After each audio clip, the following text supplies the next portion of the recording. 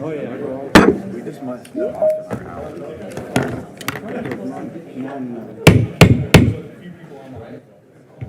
All right. We will call to order the Falls Church Planning Commission meeting of March 6, 2024. Mr. Trainer, recall the roll, please. Yeah. Mr. Duncan. Here. Ms. Friedlander. Here. Mr. Krasner. I'm here.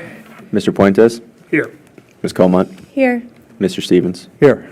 Mr. Hyra. Here. Thank you. We have a quorum. All right.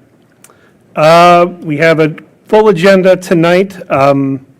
We are going to move up some of the more informal things, given the interactive nature of the items, push some of the other things back. Do we have a motion to approve the agenda? Mr. Chair, I move to adopt the meeting agenda as updated. Been moved? Second. Moved and seconded. All in favor? Aye. Hi. All opposed? Motion, agenda is adopted. We don't have any speakers tonight. Mr. Trainer, do we have any petitions?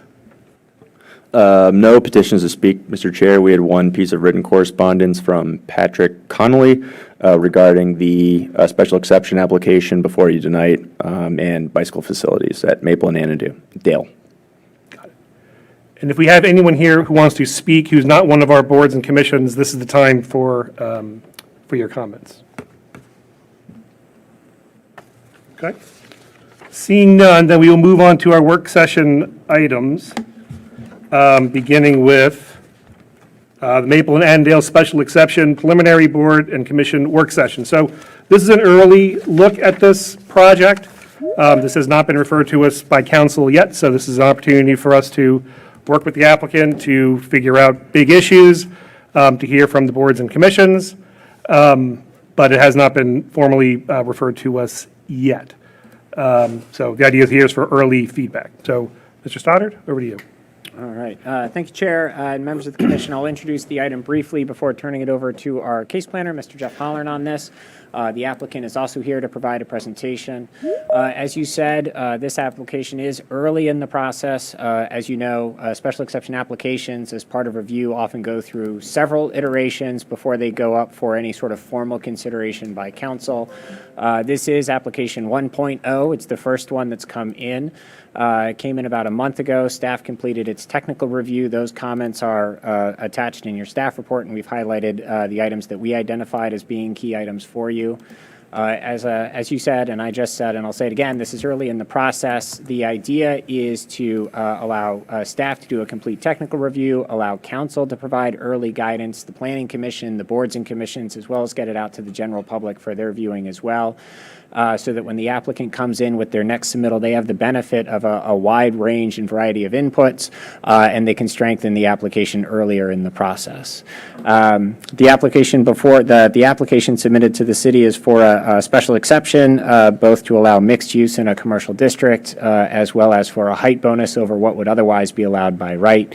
The property site is at the northwest corner of Maple and Annandale, and I'll leave the rest of the project description as well as the staff analysis against it to the case planner, Mr. Jeff Hollern. Jeff? Thank you, Paul. Good evening, Chair Puentes and members of the Planning Commission. My name is Jeff Hollern with the planning staff. As Paul had mentioned, the Commission is requested to receive a presentation and provide feedback on a special exception application for a proposed mixed-use redevelopment project located at the northwest corner of South Maple Avenue and West Annandale Road. Staff has completed an initial review of the application, including comprehensive plan analysis, small area plan analysis, and the primary and secondary criteria used for evaluating special exception applications. Staff has recommended several key items for the Planning Commission's feedback and guidance. First, the proposed commercial use is Two Birds, a combined co-working space with a daycare facility. Daycare facilities were highlighted as a growing commercial need in the special report to council. However, they are not currently allowed within a B2 district. Possible solutions to this may include a zoning text or a zoning map amendment, or removing the proposed use from the application altogether. Second, zoning staff has identified that the building footprint meets setback requirements, but that the proposed building overhangs in their current state will require setback variances, which is normally reviewable by the Board of Zoning Appeals. However, staff is assessing language in the code that may allow City Council to reduce setbacks as part of the special exception. Third, there are 2 land sales associated with this project, one in which the applicant intends to purchase a vacant parcel of land owned by the City of Falls Church and co-owned by the Economic Development Authority along South Maple Avenue. Also, the applicant has entered a conceptual agreement to purchase a portion of mostly overgrown land near the rear of the Burke and Herbert Bank at the center of the 3 project parcels, which is shown later on in the staff report on line 213. That would be also, by the way, that is also from the council staff report, not yours. Fourth, according to preliminary fiscal impact model ran after the initial submittal, the projected annual fiscal impact is approximately $70,977 per acre. For comparison, previously approved SEs have generated an average annual per acre net fiscal impact of approximately $240,000. And last, staff has requested strengthening of several project features, such as affordable housing commitments, open space, and tree canopy as they relate to the secondary special exception criteria. In addition, staff will need further information on unit mixes, given that one of the proposed commercial uses is CRI, a nonprofit which provides housing support for those with mental disabilities. A full breakdown of residential units, ADUs, and CRI units would assist in making sure that the units are not double counted. For background on the project, on January 18th, 2024, Cascade Realty and Stewart Investment Partners, through their agent Scott Adams with McGuire Woods, submitted this application to redevelop the existing 1.2 acre subject property consisting of surface parking and open space into a new 7-story mixed-use building with a maximum height of 84 feet. As a summary of the application, the project features 191,300 square feet, or 94% of the gross square footage, as residential space totaling 196 multifamily residential units. 6% of those are committed to as ADUs. Also, 2 commercial uses totaling 11,930 square feet and approximately 10,000 square feet of publicly available open space, with 259 spaces of on-site underground parking. The special exceptions being requested, listed on line 111 of the council staff report, are to allow the residential use within a mixed-use development and to allow a increase in building height from a maximum of 75 feet up to 85 feet. Staff has identified other potential land use actions that would need to be carried out and associated with the proposed project, such as the zoning code amendment, land sales, and the variance that I had mentioned earlier, as well as a subdivision application and a site plan application, which would be reviewable by the Planning Commission.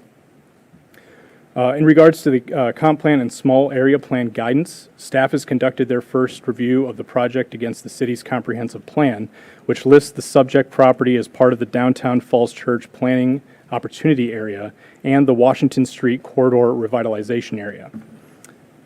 The downtown Falls Church small area plan identifies this area south of West Broad Street as adjacent to the core commercial area and provides a framework for individual developments that, when combined, will create a vibrant, diverse, walkable, and bicycle-friendly destination in the heart of the city. Line 223 of the staff report lists several goals of the city's comprehensive plan that the proposed development has elements which address, such as the consideration for a mixture of uses, public gathering spaces, adequate landscaping, and on-site parking. The development also supports the small area plan's recommendations by encouraging a mixed-use pedestrian-oriented redevelopment with on-site bicycle facilities. The proposed project is an opportunity to redevelop underutilized downtown commercial space to increase the city's tax base and improve the quality of life. Lines 283 through 337 of the staff report provides analysis of the project in its current form against the 3 primary criteria listed in the city's zoning ordinance. Compliance with all 3 of the primary criteria are required to enhance the character and well-being of the city. Lines 339 through 487 covers the secondary special exception criteria, which are discretionary in nature and discusses topics such as urban design, community facilities and uses, and transportation and environmental sustainability. As mentioned previously, the applicant has not included a list of voluntary concessions with their initial submittal, but has mentioned several potential contributions in regards to parks and open space, schools, and ADUs throughout their statement of justification. Staff is expecting a list of voluntary concessions to be included within a future resubmittal, along with several other pending items, such as a traffic impact analysis, a transportation demand management plan, and parking management plan. Line 449 of the report breaks down proposed automobile parking for residential and commercial uses throughout the site. By code, the proposed mix of uses would require 362 spaces. The applicant has proposed to construct 259 spaces. A further breakdown of the parking is shown on the table on line 512. A fiscal impact analysis was was used on the initial submittal of materials, similarly to how it's been used in the evaluation of other recent SEs. While there has been some discussion between city staff and the applicant since the submittal of the materials, the current total projected revenues of the project are $862,384. In this case, the projected annual net fiscal impact of the project is $85,173, or $70,977 per acre. This includes $615,000 in projected real estate taxes based on an initial assessed project value of $50 million. The project is expected to generate 17.6 pupils with a local cost of $19,084 per pupil. Those numbers are expected to evolve along with the project and will be updated once a formal fiscal impact data sheet is submitted. Lastly, staff has listed a tentative schedule for the project based on our standard operating procedures for special exception applications. Recent milestones would include work sessions with the Council and Planning Commission this week, and we expect a resubmission of materials near the end of the month to address all comments and feedback received. That's it for my staff report. We do have many members of the project team here in person to take your questions. We do also have, I think, maybe a few folks online as well. Great. Thank you. Thank you very much, Mr. Halloran. Let's hear from the applicant, and then we'll go to any clarifying questions from the commission before we turn it over to the boards and commissions for their comments. Applicant?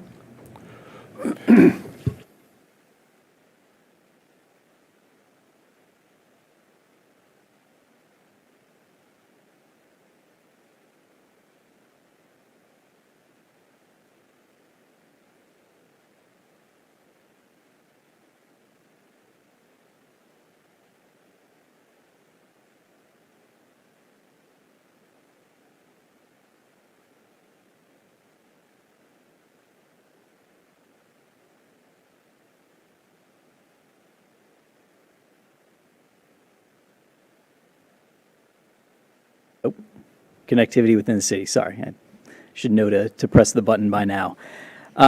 So I think what you'll see in our presentation is not only a really fantastic looking building, but also one that really takes advantage of the location, really is a gateway at the top of Maple Avenue and providing a really fantastic entry point from Maple and connecting down to some of the existing and planned developments further down South Maple and Washington Street. Additionally, utilizing the EDA parcel that's right now, it's a remnant from when Maple Avenue was realigned, allows us to extend that pedestrian realm all the way up to Broad Street, really creating a fantastic entry point that's inviting to folks to come down and walk down Maple Avenue, which is not the case right now. We've supplemented that frontage, that pedestrian environment with pocket parks, wide sidewalks, but also orienting the main entrances of the building onto Maple Avenue to really create activity in a fantastic pedestrian realm that, again, helps to connect downtown to the South Maple developments that are already there. Additionally, as you heard from staff, we've got a couple of pretty unique uses. Two Birds, which is a combination daycare co-working space, we think is a fantastic use for this location. Unlike some of the more recent projects that have come through, this is a much smaller site. It's also a site that is not directly on Broad Street or Washington, and so the commercial viability of that ground floor space is a little bit different than some of those projects. And we think that something like Two Birds is really a great way to fill that space with a viable use that's going to create activity, but also a use that is really needed in the city of Falls Church and frankly, all over the DMV and the country. Additionally, you heard about CRI, and we really think that's an opportunity to provide a diversity of housing options for underserved populations. CRI is a nonprofit that serves folks with developmental disabilities, and we think that providing housing options for those folks is something that is really important because of the dearth of opportunities within the city for them to live. So for tonight, I think as you heard staff mention, we're really at the starting point on this project. And so wanted to take the opportunity to both introduce you to the project, but also introduce you to our project team, sort of who we are and the philosophy that we have. And it starts with the folks who are taking this development through, Cascade Realty Partners, Stewart Investment Partners, and I thought it might make sense just to let them give you a little bit of background on sort of who they are, their experience, and frankly, like their philosophy for development, which I think really aligns with how the city of Falls Church views the development process. So, Matt and Mike.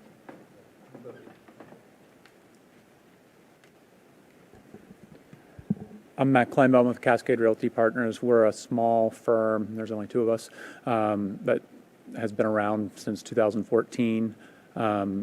Locally based, I was a resident of Arlington, West Arlington County for 15, 20 years.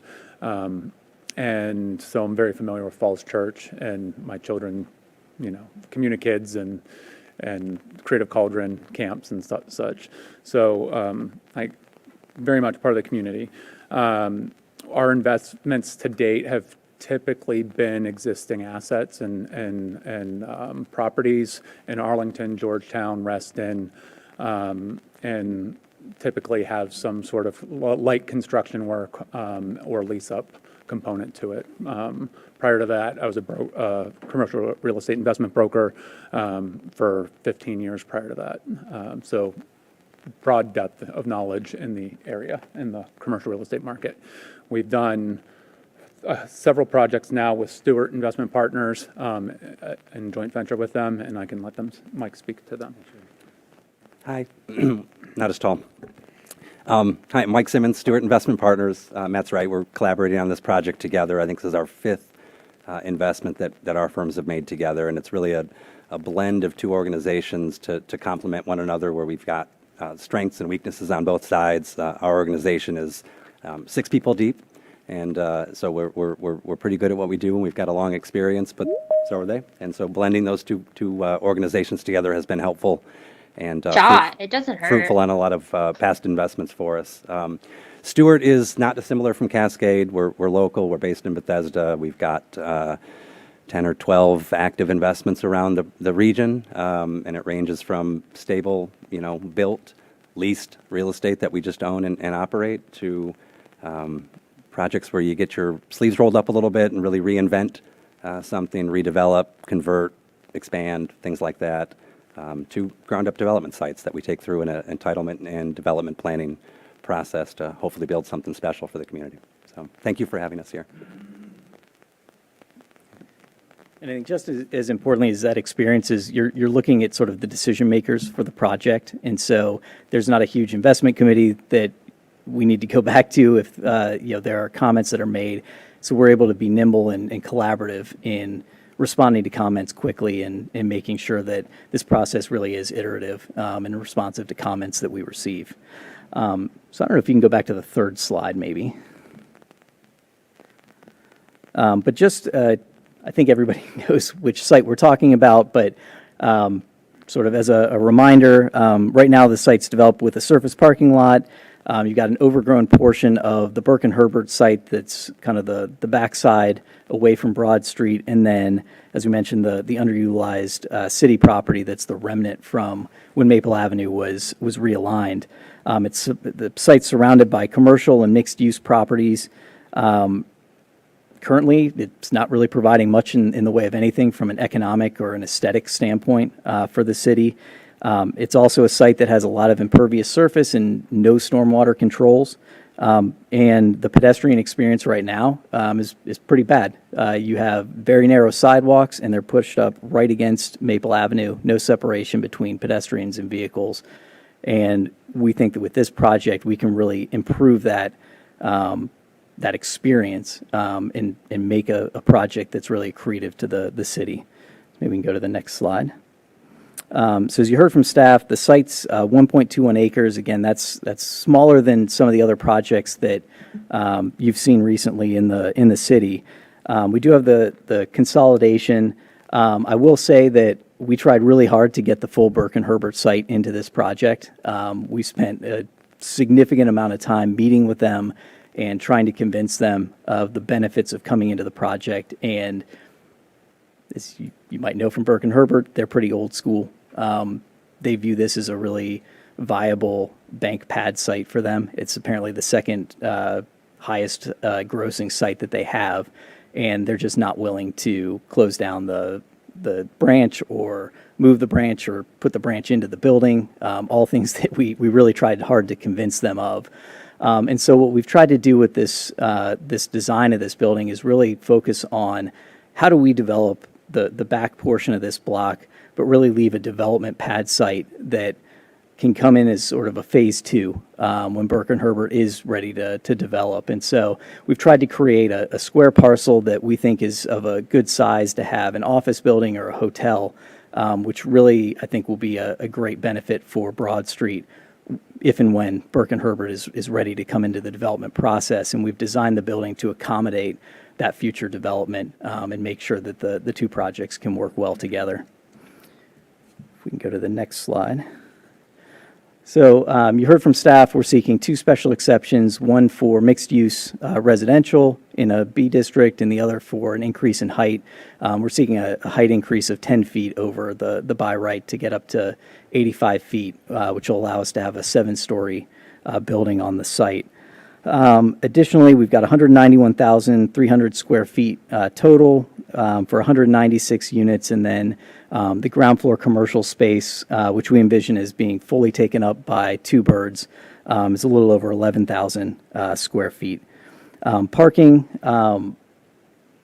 we have two levels of underground parking, one level at grade.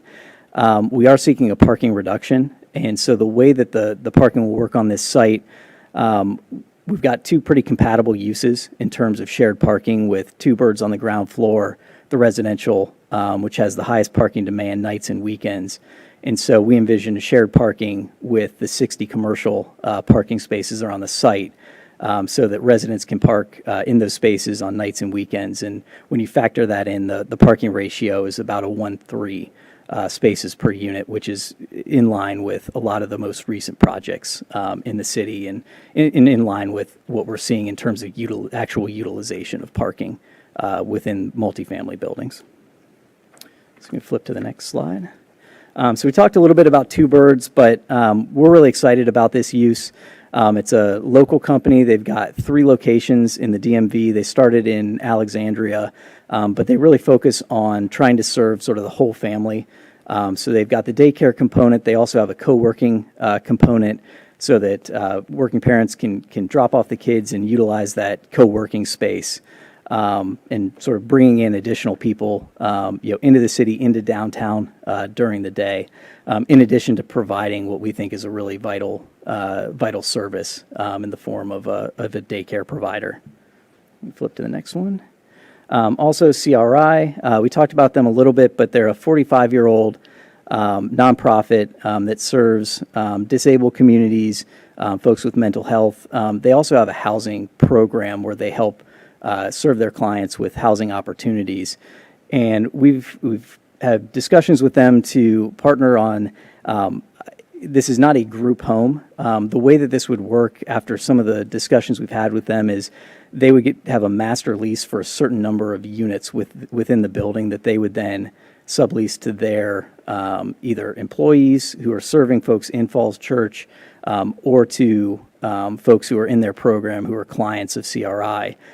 We envision this as sort of a part of and supplemental to the affordable housing commitment, and so we would lease those units at the 60% AMI level. They would just be targeted towards the CRI clients as opposed to just general ADUs within the program. Go to the next slide. So streetscape, talked about it a little bit at the top, but it's something we're really focused on. We think there's a really great opportunity to make this site a great connection between downtown, the South Maple development areas. And so really focused on making Maple Avenue, which is really a city street, it's for city residents. It's not Washington where you've got a ton of drive-by traffic. It really is something that is going to be heavily used by pedestrians and controlled by the city. And so we're really focused on making that into a great street and continuing some of the really nice stuff that's happened a little bit further down on Maple while providing that gateway from downtown. And so part of what we're proposing, obviously the streetscape that runs all the way from Broad down to Annandale, really trying to create kind of that unified streetscape, wide sidewalks, planter strips, a lot of the street furniture that's envisioned by the city and the design guidelines, but also seating areas and open space to really turn it into a pretty fantastic experience for pedestrians. And one of the things that we've shown here, I think some of the initial discussions we've had, we had come in seeking to preserve some of the street trees, and I think some of the initial conversations we've had with staff, those trees are not native and they're not in very good shape, and so the thought is we will probably end up taking out some of the existing street trees, which allows us some flexibility for new plantings of native species, but also to configure that pedestrian experience in a much better way. We can flip to the next one. So this is just an example of sort of the standard city design guidelines for street furniture. We can flip past that. We talked a lot about site connectivity, but just sort of diagramming that out. We think this is a really nicely located site for a lot of reasons. It's right off the Broad Street, main downtown area, and so for residents, it provides a really good connection to all the great things happening in downtown Falls Church. To the south, you've got great connectivity to a lot of the new developments that are happening down there or that already exist. To the west, you've got Harris Teeter, Big Chimney Park, and to the east, maybe one day you'll have One City Center that'll come back through. But we really think it's a site that's really well situated for residential and for connecting different parts of the city. So we can flip to the next one.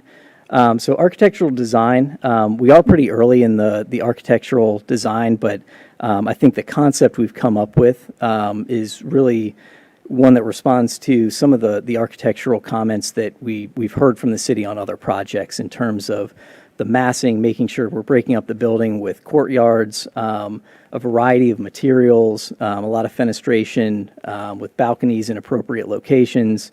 And so, some of the design drivers that we had in creating that, looking at this as a vital infill part of downtown Falls Church, using the building and the how we've cited that on the property to really facilitate some of the connectivity that we've been talking about, addressing housing needs with diverse housing options, but also creating an active and transparent ground floor that adds to the pedestrian experience. And making sure we've got the primary pedestrian access to the site on Maple Avenue. And flip to the next one. So this is a view of the corner of Annandale and South Maple. We've incorporated, you can kind of see it in the foreground, the proposed traffic circle that the city has planned for this intersection. So our building is designed to accommodate that and really sort of reflect that by putting a pretty prominent sort of entry experience right at that corner and a prominent elevation that we think will draw attention and really create a good feel at that corner. We can go to the next one. So kind of moving around the building, the elevation here is the south side, so the Annandale Road side. This is the side of the building that has some of the vehicular entrances. So on the left-hand side, you've got the access to the parking garage. Kind of moving left to right, you've got windows. That's where we have the fitness center for the residential, trying to create some transparency, some activation on the ground floor. You've got a residential entrance. The loading dock next to that, which is right next to the commercial space. And we'll talk a little bit about sort of why we've cited that loading dock where we did, which is mainly to serve that commercial use and make sure we're providing good access for loading and trash service. You can flip to the next one. So this is the Maple Avenue frontage. We've got a number of commercial entrances, although the location of those entrances will probably change as we evolve the discussions with Two Birds, but really focused on making sure all of the commercial access is on Maple Avenue. Additionally, to the right, you've kind of got it's a little bit of an overhang. It's a two-story overhang, and that's to provide some protection. That's where the main residential entrance to the building is. Also, there's commercial entrances there, and that's the pedestrian connection into the parking garage. And so we've tried to create an entry feature there that both provides some protection from the elements, but also kind of a visual element that you can hopefully see from Broad Street and create some interest at the ground floor. So we can flip to the next one. This is the north side of the building. So in the foreground, you'd have the Burke and Herbert site, which we've kind of taken out so you can actually see the frontage there. But again, trying to create, breaking up that building so that we've got a courtyard on that north side, smaller building form. We've also, you can kind of see the overhang a little bit there with some of the residential, the commercial entrances going into it. And then we also have a proposed mural on that wall, which that wall is built to the property line, and it's anticipated that when Burke and Herbert comes in to develop, they'd be able to develop right up to the property line. And so eventually that wall gets covered with the Burke and Herbert development. But sort of as an interim, we've proposed putting significant murals there so that there's some visual interest as you're looking at Broad Street. And this is the east side of the building. So this is right next to the West Broad project. So you've got the Harris Teeter and then the residential above. And so on the ground floor, we've got we call it a party wall. It's not actually a party wall, but it'll be flush with the garage wall for the Harris Teeter project. And then you've got about a 13-foot setback or step back, and then the residential above, so that there's separation between the residential on our project and the West Broad project. To the next one. So just to give you a feel for kind of how things are organized on the ground floor and the floor plan of the building. Everything in blue is the commercial space. Again, trying to make sure we are accessing that off of Maple and really addressing that space to Maple to try and create, again, activity and make sure we're creating a great experience along the Maple Avenue frontage. Behind that, you've got the lobby and some amenity space for the residential. Talked a little bit about on the Annandale side, the fitness center, which is we had placed on Annandale so that you've got some transparency into the building on that frontage and hopefully some activity that's happening there. And then to the left, you've got the access to the parking garage. So most of the parking on that level is for the commercial, and we are still talking with Two Birds about sort of how their pickup and drop off, pattern and flow is going to work. And so this may evolve as those discussions evolve in terms of how their operations are going to work to make sure that we're creating an efficient and safe pickup and drop off for the folks who are using Two Birds.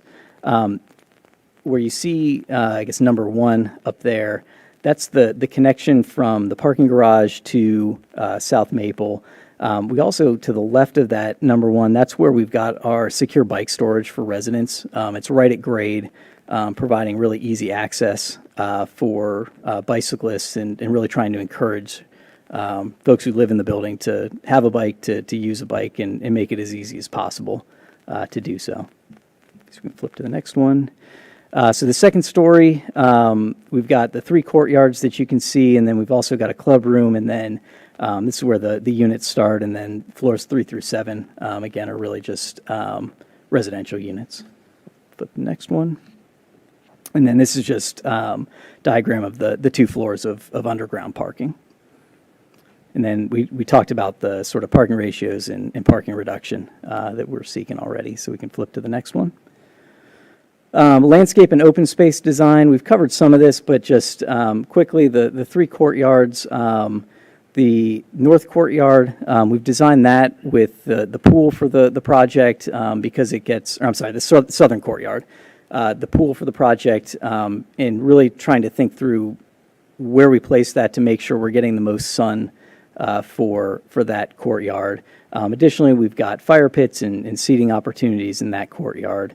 The eastern courtyard, which is right on Maple Avenue, that's more of a little more active, grills, a bar, maybe some outdoor TVs, fire pits, but really creating a gathering space for the residents. And I think the interesting thing is because of the grade, that eastern courtyard will have some visibility from the street, and so it, again, provides a little bit of connectivity with the uses on the courtyard and what's happening on the street to create some activation.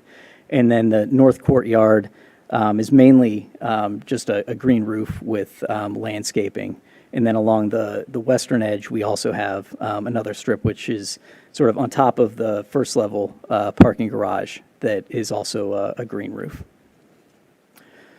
And then at the ground level, we've got a pocket park that we're still talking with the city about kind of the design and functionality of that. You know, this is the first sort of cut at that space, but really trying to create a combination of hardscape, landscape, seating opportunities. We've been talking about other ways to activate that space, and I think as it evolves, it's really going to be a really nice gathering space for the community, for the residents as well. And then we already talked about the courtyards. So we can flip through that. From a transportation standpoint, really focused on multimodal transportation options. So those include a robust TDM program, additionally making sure that we've got public bike parking along the street frontage. We talked about the secure bike parking at the ground floor, so I think we've tried to, at the outset, make sure that we're designing this in a multimodal way. We're not trying to sort of squeeze in bike storage where maybe it's not as convenient, down in the garage, really putting it at ground level so that it is super convenient for people who are riding their bikes to get to that bike storage. Additionally, seeking a parking reduction. And then one of the things that's a little bit unique about this project, and I'm not aware of any other Falls Church projects that have done this, but we're committed to working with and hiring a third party that'll provide car share services for the residents of the building. And the number of cars that'll be provided, it's going to be dependent on the demand from the residents for use of that car share. But looking at that as an amenity for the residents to try and promote lessening some of the car ownership and single vehicle car ownership for the project. And our consultant that we're working with has done that in several other projects, and so we feel pretty confident that it's going to be successful here as well. Flip to the next one. From an environmental sustainability standpoint, right now we're committed to LEED Silver, but we are open and talking with staff about strengthening some of those commitments on the environmental side.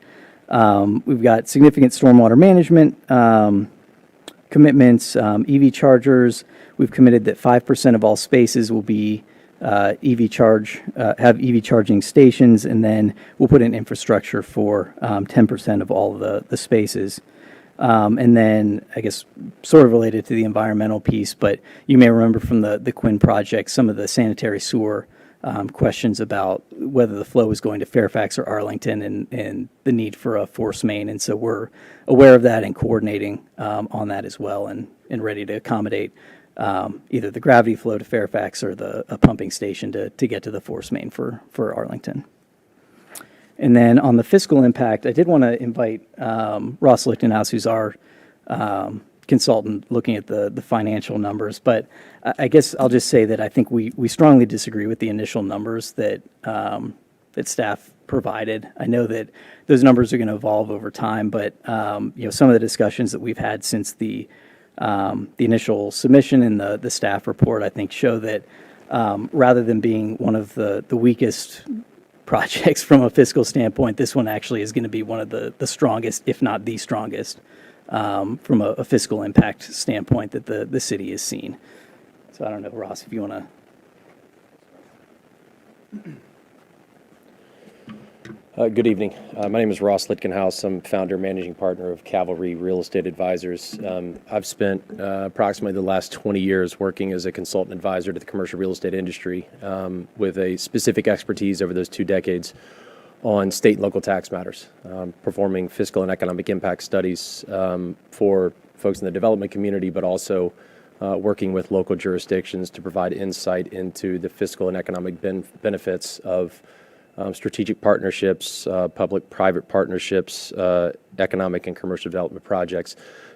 I put this out there, and most of you probably know, but I serve as the vice chair of the EDA, but I'm here purely in a professional capacity. I'm not actually a member of the development team, nor am I invested in this project. I'm here simply to provide a report on the independent fiscal impact analysis that my firm and I produced, as well as to provide some review and comments on fiscal impact analysis that the city provided. As Scott had mentioned, the net fiscal impact for this project, we projected in stabilized year one to be approximately $900,000 per year. Over a 30-year study period, we expect for the fiscal impact of this project to the City of Falls Church to be approximately $37 million over that 30-year period. In reviewing the city's initial fiscal impact study and comparing that to our own fiscal impact study, interestingly, the expense side of the equation was within about 1%. So same pupil ratio that was projected, same public service costs that were projected. Most of the disagreement and what's being debated internally at City Hall really has to do with the top line revenue. But let me just take a moment and explain where we are in terms of what we're including in that top line revenue number. The most outsized contribution to revenue produced from any commercial development typically comes from the real estate taxes that the project and the property produces. I developed a real estate valuation based on Virginia assessment guidelines, methodology guidelines that are supported by city assessment staff here in the community and are also corroborated by assessment values that have been produced for our newest mixed-use project. So for the apartment portion of this particular development, which is 196 units, the assessed value upon stabilization and lease-up is approximately $83 million. As Jeff had mentioned in their staff report, the initial projection that we got from the city was $50 million, which is approximately $255,000 per unit. Most of the newer mixed-use projects here in the city are edging up towards $400,000 per unit as a stabilized value. The projected assessed value for the 196 units of this particular project, inclusive of the ADUs, is approximately $423,000 per unit. So to put that into perspective, got my numbers correct. The most recent assessments that were published about a week ago, I think most of you probably got your assessment notice if you own real estate here in the city, for 301 West Broad. The apartment portion of that, again, exclusive of the Harris Teeter. This is not including the retail component of 301 West Broad. That property was assessed at $400,000 per unit. If you look at 455 at Tenor Hill, Founders Row 1, which is not yet fully stabilized, as well as Northgate, you will see that assessed values for new mixed-use projects, the residential portions, are north of $350,000 per unit. So the assessment methodology that I utilized are based on guidelines, and that value is $83 million, which drives an assessed value per unit of about $423,000. So that is about 70% of the contributory value to the revenues at the top line. And again, our expenses are relatively in line based on city methodology. Based on what staff has reported, and there's some discussions taking place internally, and I won't comment on where that analysis is going because that's not within my complete purview. But there are several other things that are included in that revenue bucket outside of real estate taxes. You have personal property tax, taxes collected from folks that may own cars, individuals that may report a business that have some type of business tangible personal property that they've reported to the Commissioner of Revenue. And then you also have sales tax, which we took the most conservative estimate based on the roughly 12,000 square feet with Two Birds, which is retail service, which also has the lowest B-poll rate of any of our kind of traditional businesses that you would see in kind of a brick and mortar space. In addition to that, probably the biggest differentiator that I will admit, and this is where the city tends to fall in more of a conservative side. And again, not every commercial development project is purely based on fiscals. I think everybody up here knows that. Some of it's based on policy. But one of the more conservative approaches that the city has taken is to exclude some of the direct economic impact. And I'll give you one example. This project has 196 units. I think the projected resident count is around 279. But if we were to use round numbers, for example, let's say you have just 200 people living in there, and they've got an average median income, I think for the city right now is close to $76,000. You're talking over $15 million of income that exists in a project like this. Just assuming a small amount of that is spent outside of the project to coffee shops, restaurants, bars, shopping at retail service providers, there is a direct economic impact to the city beyond what the physical project itself delivers. That economic miscellaneous revenue line item that I've included that is part of that $900,000 net fiscal number is around $200,000. Discussions that I've had with city staff is whether or not they want to apply that methodology. Again, there are known knowns when you develop a fiscal impact analysis, such as the real estate. Virginia assessment guidelines are based upon uniformity and equalization, which means that there is consistency and guidelines as to how all real estate is assessed. And so one of the best ways that you can benchmark the real estate taxes from a project or to look at comparable assessments and to actually develop a valuation based on that methodology. And then there's some things that you would consider kind of known unknowns, which could be considered that miscellaneous. So I would say even looking at the projection that we produced from even the most conservative standpoint, assuming that you set aside some of the spinoff from B-poll tax revenue collected from the spending that the residents are pushing and injecting into the community, you're looking at a worst-case scenario, in my professional opinion, of around $700,000 per year net fiscal from this project. And again, that includes the exact same 17 pupil count that the city derived, as well as all the other expenses. And again, I want to reiterate that the expense number that I included in our study is within 1% of the expense number in that equation for a net fiscal. So it is a very high performing net fiscal because you have 200 units packed onto 1.2 acres, and given the unit mix and based on what we know about unit mix and other projects in the city and the people count that we track, that 17 people count projection I think is accurate.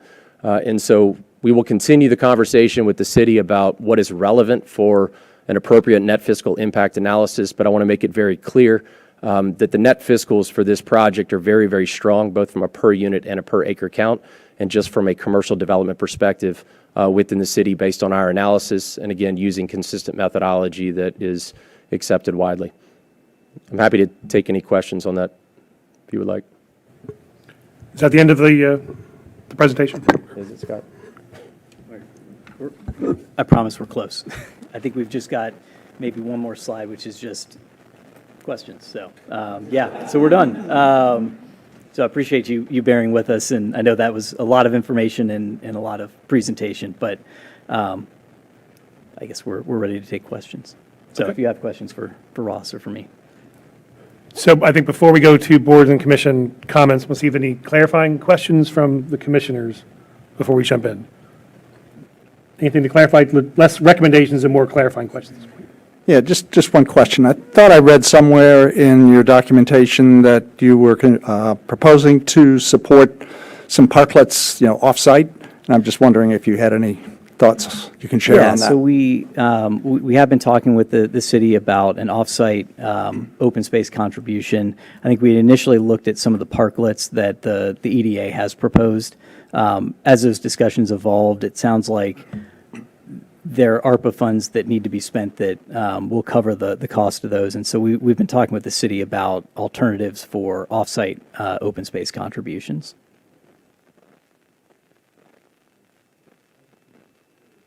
Just a clarifying question. The parcel that the city and EDA own, they own, right? So you haven't purchased it yet. So you're in negotiations with this deal to Correct. purchase that? Correct. Okay, thank you.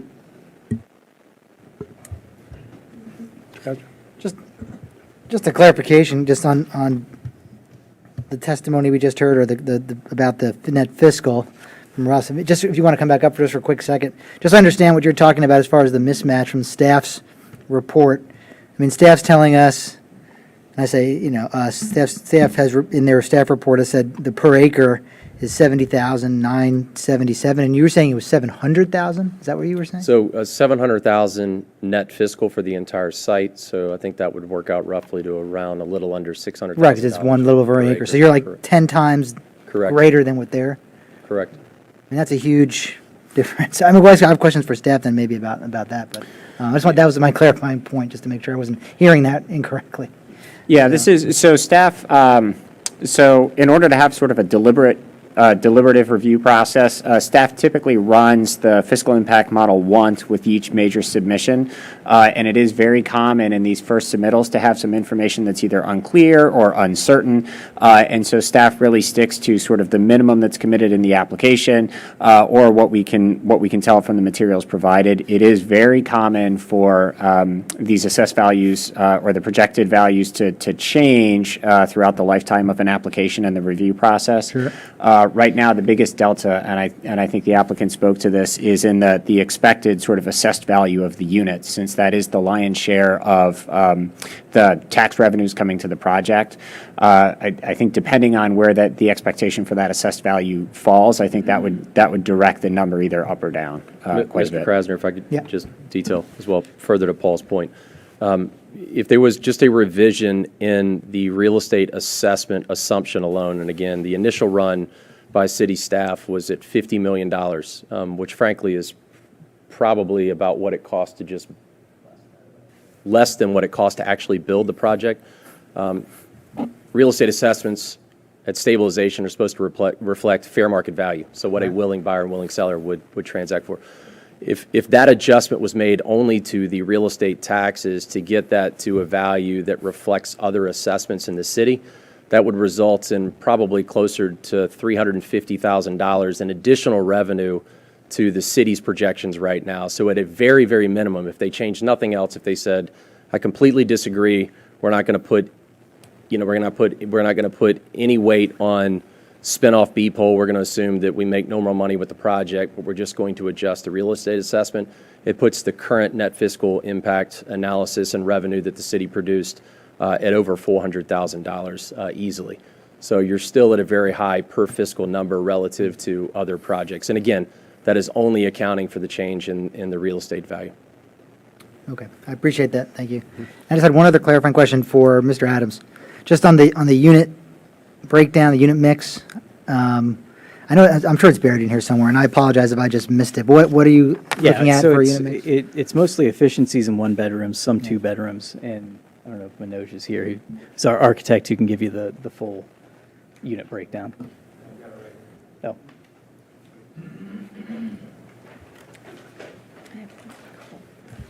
You want me to read it for you? I got glasses. That's all right.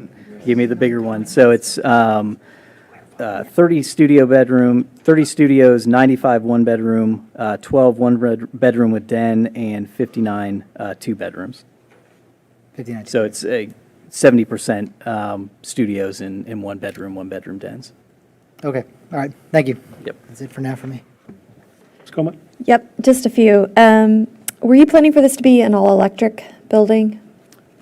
That's something we're still looking at in terms of that commitment, but it's a comment that we've heard, and I think we're just evaluating it right now. But we'll certainly have a response to that in the next submission. Great. And I just want to confirm, the courtyards, they're not publicly accessible, right? They're not at the ground level That's or correct. accessible They're to the all, public? It's just a they're all private elevated amenity? courtyards, yeah, for the residents. Okay. And the car share, you said that would be limited to the residents of the building? Is there a reason that it needs to be limited to the residents of the building? I think trying to make sure that it's an amenity for the residents there and focused on trying to limit car ownership within the building. It's different than sort of a more public car share in the sense that it's sort of dynamic pricing. Yeah. Yep. Okay. I think that's it for me for clarifying questions. Anybody else? I have one. Can you tell me a little bit more about the roof of the whole complex above the 8th floor?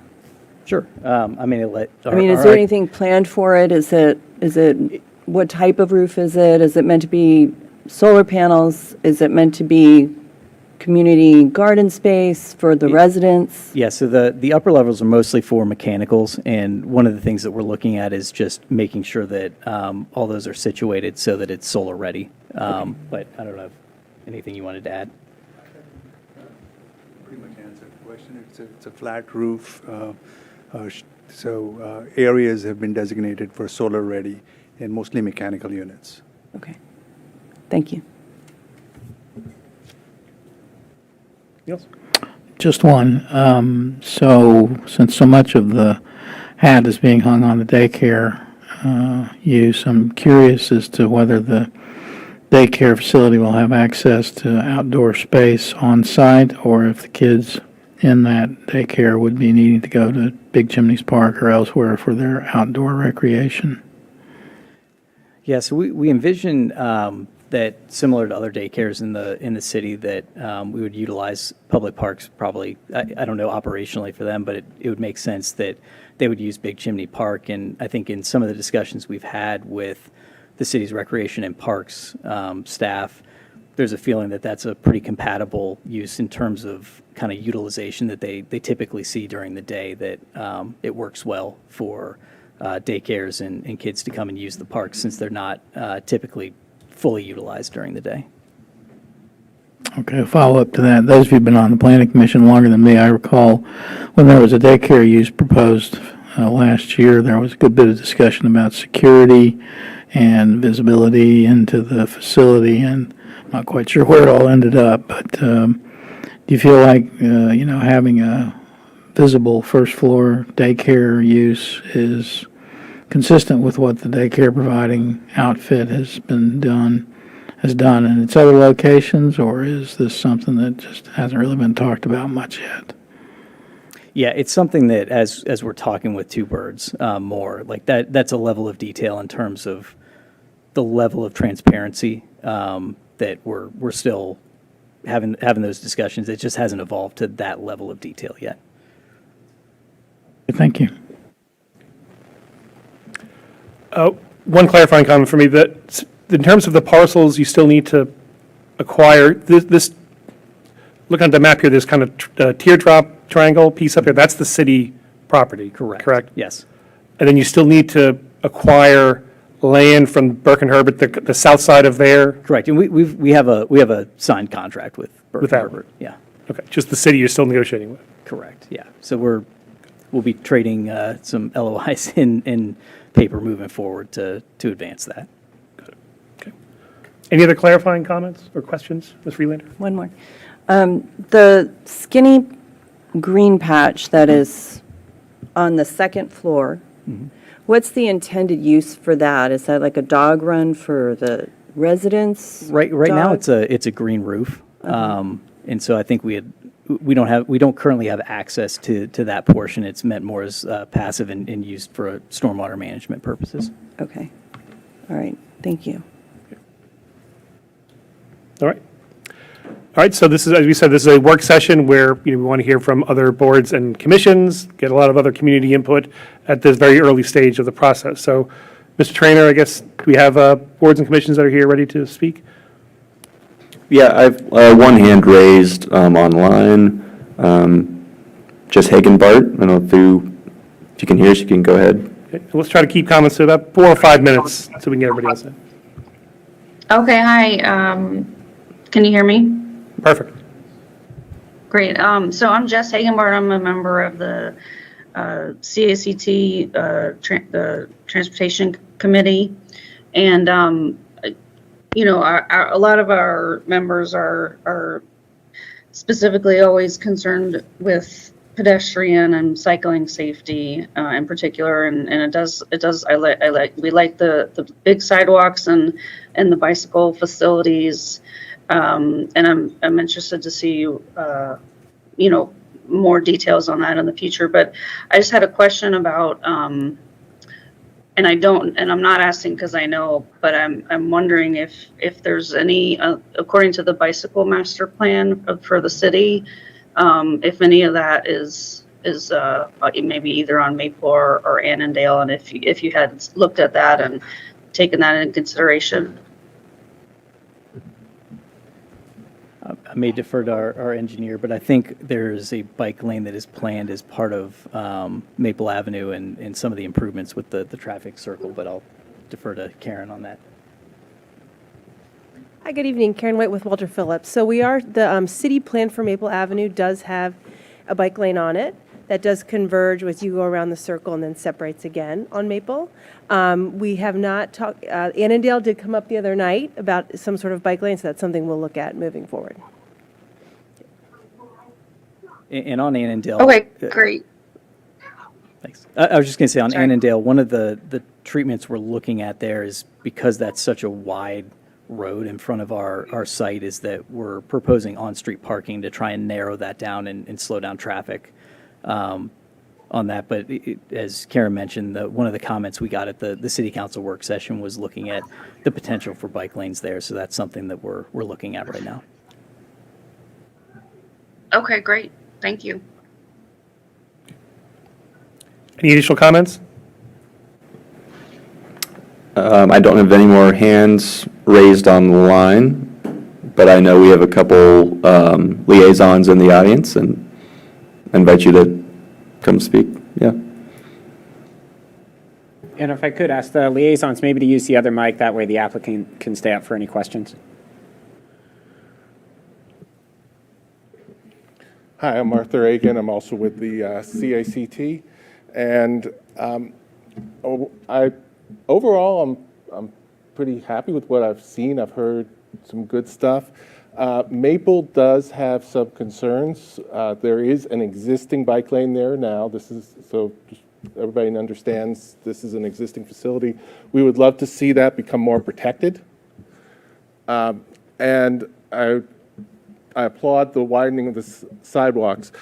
A couple of recent projects we've made comments on, we're seeing recurring themes from the applicants that have not really been addressed and have us concerning. One is that a lot of the throughputs on sidewalks and other things are the minimums. Instead of saying, hey, can we do it a little more, even wider sidewalks, things like that. The other one that does not get addressed anywhere near close enough is transitory vehicles. And by that, I mean Ubers, Lyfts, delivery services, all of these things. There's a lot of concern that those vehicles, because of the orientation of the front entrance, that those people are going to stop on Maple. And we absolutely do not want to be seeing people stopped on Maple with their hazards on, blocking the one travel lane. So need a way to a place for those people to do their business. Looking at the documentation, the plans you've provided, I actually noticed that the resident entrance on Annandale is closer to the elevators than the one on Maple, and you have an entrance there. I'd say Annandale may need to be where the transitory push them there. With the daycare in there, you've just introduced an additional layer of transitory vehicles for pickup and drop-off from personal experience with little kids and daycare. That is concentrated, and it's a lot. I was just looking at Two Birds, and it looks like the co-working piece of it is an amenity for the daycare, but the daycare it really is a full daycare, and I'd be interested to know what percentage of the people who participate in Two Birds, percentage of their customers are taking advantage of the co-working, so they're parking, they're staying, versus they're dropping off their kids, driving down the street, going to work, coming back. And so we're very concerned that the transportation on that, or the pickup and drop-offs, it needs a plan. Obviously, I think you're actually doing really well on the bicycle parking. The other one, you mentioned the EV charging. If you go and you look at our comments on Founders Row 2 and on One City Center, I would suggest you go look at those. Those will come later for your project once you go to boards and commissions. But there's some recurring themes, one of which is around EVs. We actually look for 50%, we ask for 50% conduits. We're not asking for electrical or anything like that. We just feel that if you're pouring concrete, it should be pretty easy to stick a pipe in the concrete so that, 10 years from now, somebody needs to run wires and so forth. You're not jackhammering anything. And who pays for the infrastructure at that point is a whole different matter. The person using it can pay for it.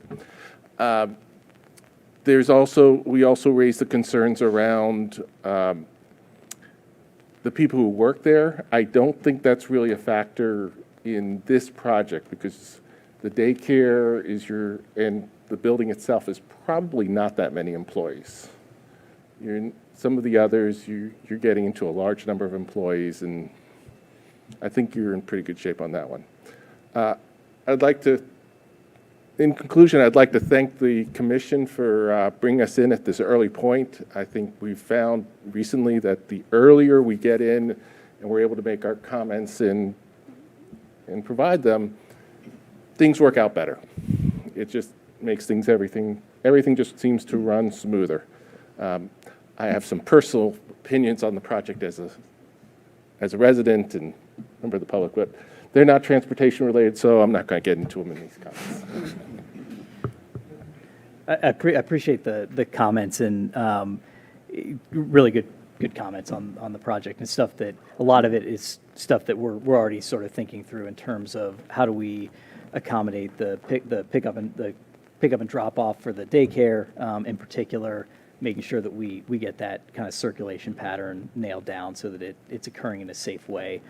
The transitory vehicles in terms of like Ubers and food delivery, that's definitely something that's on our radar in terms of really finding a dedicated space for those pickup and sort of, I guess, short-term parking for those users. So it's really convenient for them, so they're incentivized to not park on or stop on Maple. Yeah, and often the response we get is, oh, we'll just have a designated spot in the garage, and they're not really going to go into the garage. Yeah. So it's...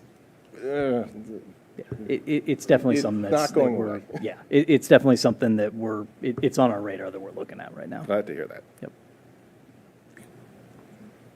Thank you very much. Thank you. I don't think I mentioned before, but if folks could say your name and the board or commission you're representing before giving your comment, thank you. We have another online speaker, Matt Cunningham. You can unmute, thank you. Yes, thank you. Matthew Cunningham, Environment and Sustainability Council. Thank you for your presentation so far. It's lovely to see this project in the heart of the city and that you're thinking about some of these sustainability important aspects of the project. Some things that we wanted to touch on that have not already been touched on would be minimizing the total carbon footprint through low carbon materials. Typically, we see LEED Gold certification. I know LEED Silver was discussed as your target, and that LEED corresponds to the minimum 20% reduction in energy usage below ASHRAE 90.1. Arlington, for example, just went from a 20% reduction to 24% as of June 2023. So we're trying to kind of keep pace with some of their reduction targets, especially as the city council has passed the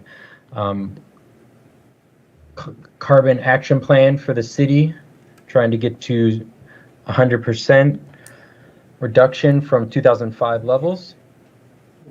We strongly urge the electrification of all building systems using electric heat pump technology and not resistance technology. WaterSense toilets, bathroom faucets, shower heads. The PV-ready rooftop was discussed, and we would appreciate if that continues during the development of the plans. I'm not going to reiterate the 50% EV parking ready spots because that's already been touched upon.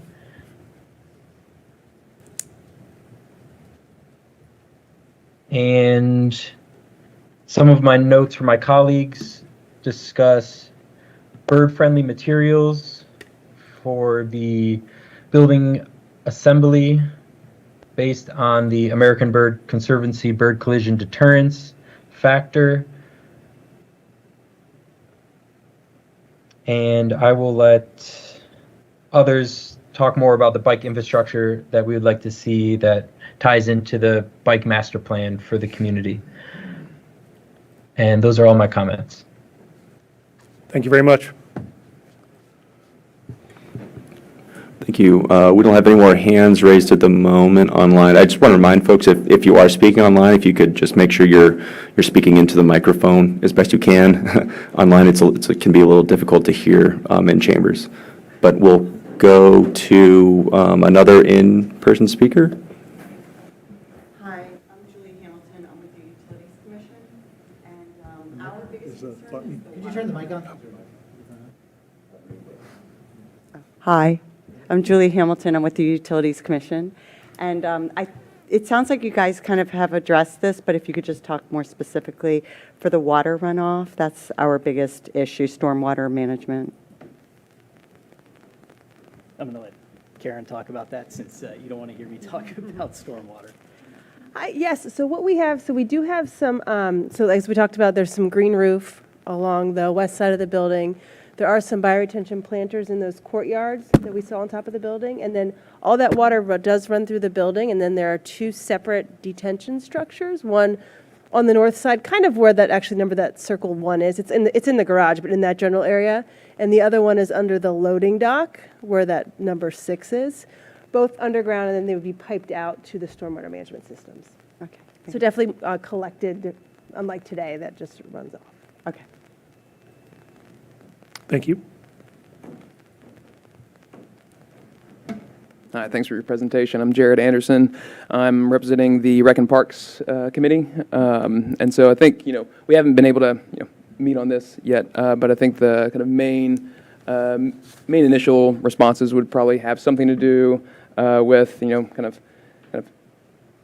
having a little bit more detailed look at the pocket parks. Also, I'm sure we'll get an update on the kind of off-site parks that might be proposed. And then I would imagine that the Two Birds would use big chimneys, which I think Homestretch or Kids Stretch, there we go. I think they currently use big chimneys, and so it's always nice for the parks to get used. One thing that I would mention is that while we do mostly focus on the parks, we're as as I think some of the transportation people have raised, is that there needs to be safe access to those parks. And so with, more people coming in, those, Annandale at that juncture is a pretty heavy traffic pass-through. And so, I don't know if that's more of a kind of comment for you or comment for just planning to keep in mind, is that there's a lot of cars coming through, and so having that safe access for all residents around that area, because there are lots of kids in the Harris Teeter building, lots of kids from the Winter Hill neighborhood that use that park. With any increased traffic, that's going to increase the risk to children. So something to keep in mind for that. I would also, I would hate to pass up the moment as well, but I'm also on the school board, and so I'm not speaking for the school board itself, but as only a member of the school board. There are plenty of kids who also walk to Oak Street from Harris Teeter. I assume some of the kids who would be at the new building would also walk to Oak Street. So again, those safe routes would be a concern, especially with adding more people in that area where Harris Teeter already is. It's already a pass-through. Lots of cars coming in and out from Annandale going from Broad to Broad. Something that that I think should be paid special attention to.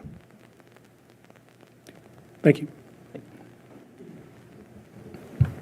Thank you. Do we have any more in-person speakers? Any online? No one online. Okay. Thanks very much. Thank you all for coming out. Thanks for, as was said, for the early input. It certainly does help the process and make everything much smoother. Really do appreciate you taking the time to join us and provide those thoughts. So let me turn it back over to the commission then for general comments, reactions, just input. At this stage, as we said, we're early in the process. There's obviously a lot here we still need to clarify, the land purchases, all this around the fiscal impacts. This is, a new one for me. I've been on the commission for a while, and we haven't seen these kinds of discrepancies. So I think there's a lot there that we still need to address as we go forward. But let me turn it over here and see who wants to go first on the commission.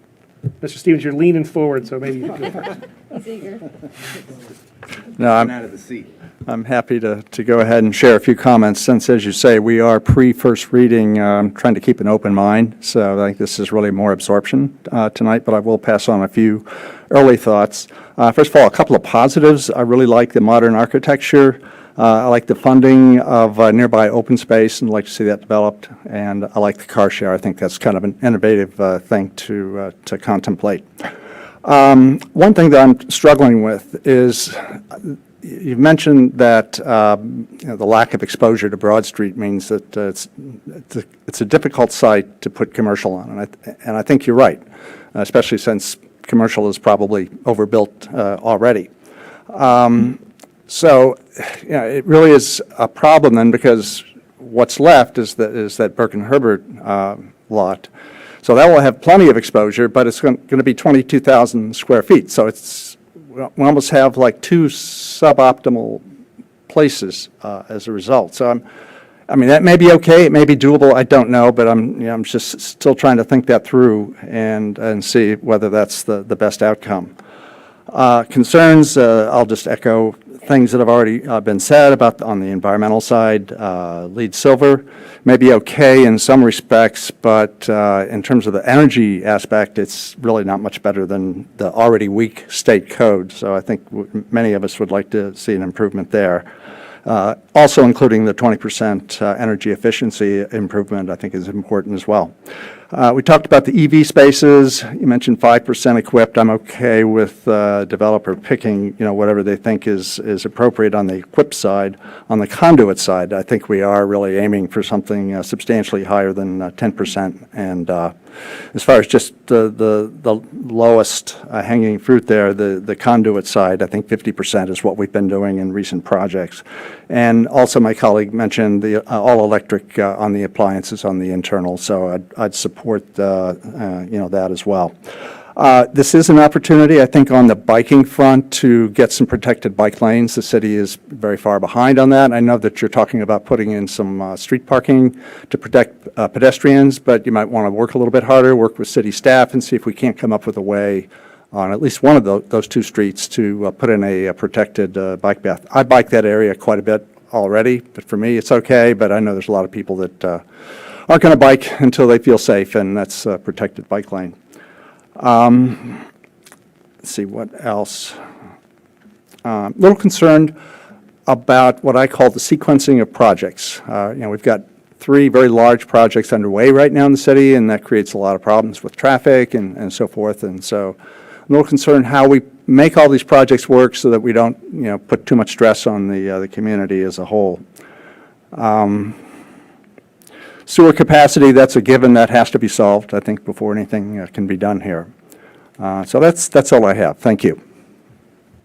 Thank you. Excellent. Thank you, Mr. Stevens. Anybody want to go? Mr. Krauser? Yeah, and also I'll start off with some positives. I mean, overall, yeah, I agree with Mr. Stevens. I mean, from a design perspective, I mean, the building, the way it's kind of been modulated, on the various facades, it's sort of it's a corner site, but it's kind of like it has that kind of, shallow radius, and so but I like the way you've done that. And overall, I think again, this, it's been a long time coming to see something happen on this site. Those who've been around the city for a while know there were, years ago, big plans for this part of town, and then the Great Recession happened and other things happened, and it's been a long time. So it's good to see, interest in this site, because I do think it is kind of serves as like a bridge between, the core of the downtown and along Maple, and so there's a lot of potential here. I'm glad you mentioned the conversations. I appreciate you sharing, I should say, the conversations with Burke and Herbert.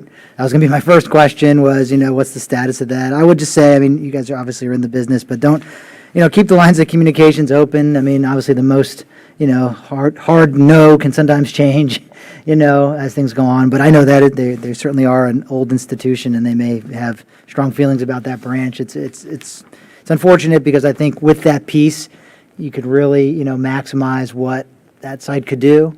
I probably don't have to tell you that, but anyhow, so I would just say keep the lines of communications open. I'm sure you guys would be happy to get it, but anyhow, to that point, I mean, obviously, if you had that, I think I'd be pushing much harder for more commercial. If you had Broad Street frontage, although even without that, I'd love to see some more non-residential, square footage in the project to try to increase that ratio, increase that breakdown. And then I would say, from a, we've been talking a lot about that daycare use and obviously staff. Oh, I'm sorry, before I even get to the daycare use, the variance, a need for a variance that was cited by staff.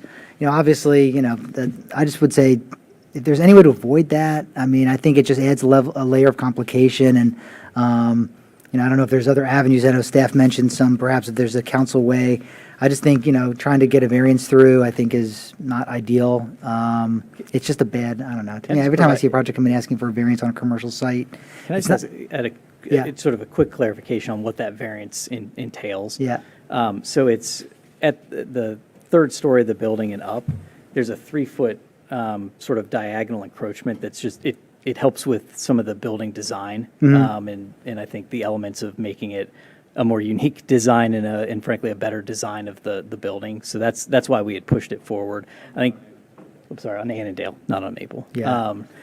And so we're in discussions with staff about a process where it can be approved by the council. But I think for us, we'd love to avoid a variance process if we can as well, but I think we feel like that encroachment actually adds to the design of the building, and it's something that we may still try to push for just because it doesn't impact the ground floor or the pedestrian experience, but we think it adds to the overall architectural design of the building. Yeah, no, I understood. Yeah, I mean, obviously, I think one less thing to worry about, like a variance, would be good in my opinion. And then my last comment was just, obviously we spent a lot of time talking about this daycare use, and then of course staff flagged, sort of like to me what seems like a 800-pound gorilla in the room that it's not permitted in the B2 zone. And so, I talks about an ordinance, amendment. Obviously, that's even more complicated. So, I guess we'll see how where that goes with council. it's not that I have a personal opinion one way or the other about, whether or not daycare should be allowed in the B2 zone, but if it's not, it's not, and then, there's not much way to get around that. So, and if you're kind of hanging a lot on that as part of this package, from what I was hearing, obviously, everyone's aware of it in the room, so it just needs to be addressed, and, there needs to be kind of a decision made if there's a path forward to make that happen, kind of concurrent with this, or not. And then, of course, you'd have to change gears and see what else, would work there. But, because it's kind of mentioned in the report. No one really, I'm not accusing anyone of glossing over it, but it was kind of in there, and it's like, wait a second. One of the key things you're kind of selling as part of the package can't happen currently. So, what are we going to do about that? So, anyhow, those are my comments. But overall, like I said, I'm excited to see something come in on this site. I'm happy overall with the general, kind of intensity in what you've shown here. But yeah, it'll be interesting to see how things continue to evolve. But I'm cautiously optimistic. I like the concept. If I could, just on that point about the zoning, so that I think there are a number of ways that it could be addressed, right? Obviously, you could entirely change the program of the building, but sort of counter to that, I would say that we did, the council did receive a commercial report recently from a consultant the city hired, Lisa Benjamin, and it talked about sort of daycare use being one of those things that's popular in commercial districts. Other jurisdictions obviously use it as a catalyst for other sort of commercial activity. And so maybe I as an think, accessory, sorry to interrupt, Paul. Yeah, obviously as an accessory use. Maybe like, as an accessory use to some other. correct. Right, just by way of example, right, the Amazon HQ2 in National Landing includes a daycare right there on a prominent sort of ground floor site adjacent to the new park they constructed. So I think there are sort of broad ways you could address it. I think there are tailored ways you could address it. I think you could just flat out make it a by right use in B2. That would be a pretty broad approach. You could also make it much more tailored, and you could say, hey, under a special exception, council has the authority to consider other supporting commercial uses. So I think it's going to depend on sort of, one, if the council and the community want this use included, and then if they do, how do they want to sort of structure the rules to make that possible? Okay. Thank you for that, Paul. Take the chair's prerogative just to build off something on the daycare. Mr. Duncan mentioned this. I recall from the last daycare proposal we had on Park Avenue, there were state rules that was preventing us from doing something. Do you recall what this was about with the provision of the? I think it required a certain horizontal or a certain vertical element. A vertical element? Well, they had to solve the problem by going out horizontally, and so that required then a variance. That's right. Not an issue in this case. No, I mean, there are state permitting requirements about teachers and exterior access and fire safety and square footage requirements, and obviously the expectation is they comply with all those, and of course, that's permitted by the state. Okay. I remember that's coming up at the last minute for that one. I can remember. Any other comments down here? Ms. Freelander?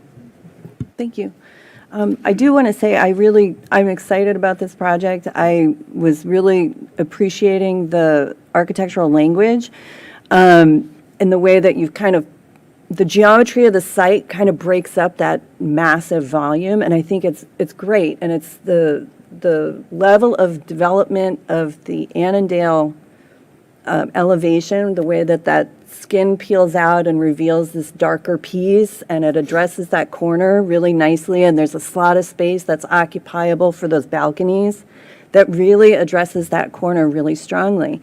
And then if you come around to the main entry, though, of your building, the main prominence that you will see from Broad, it just looks like a block. And so I think it's still under development to me. And so what I'd like to really see is I saw there's the porch nook that kind of goes up, that balcony niche, that I would almost like to see that break the roof line up and break that bottom ridge out, so that would allow that piece that is facing Maple. And maybe if you show that elevation or that perspective, it might be easier for people to visualize it, because it kind of seems foreign. It's the only piece that we see that is a rectangular cube that's sitting on a column, and it's screaming to be this great thing because it's visible from Broad Street.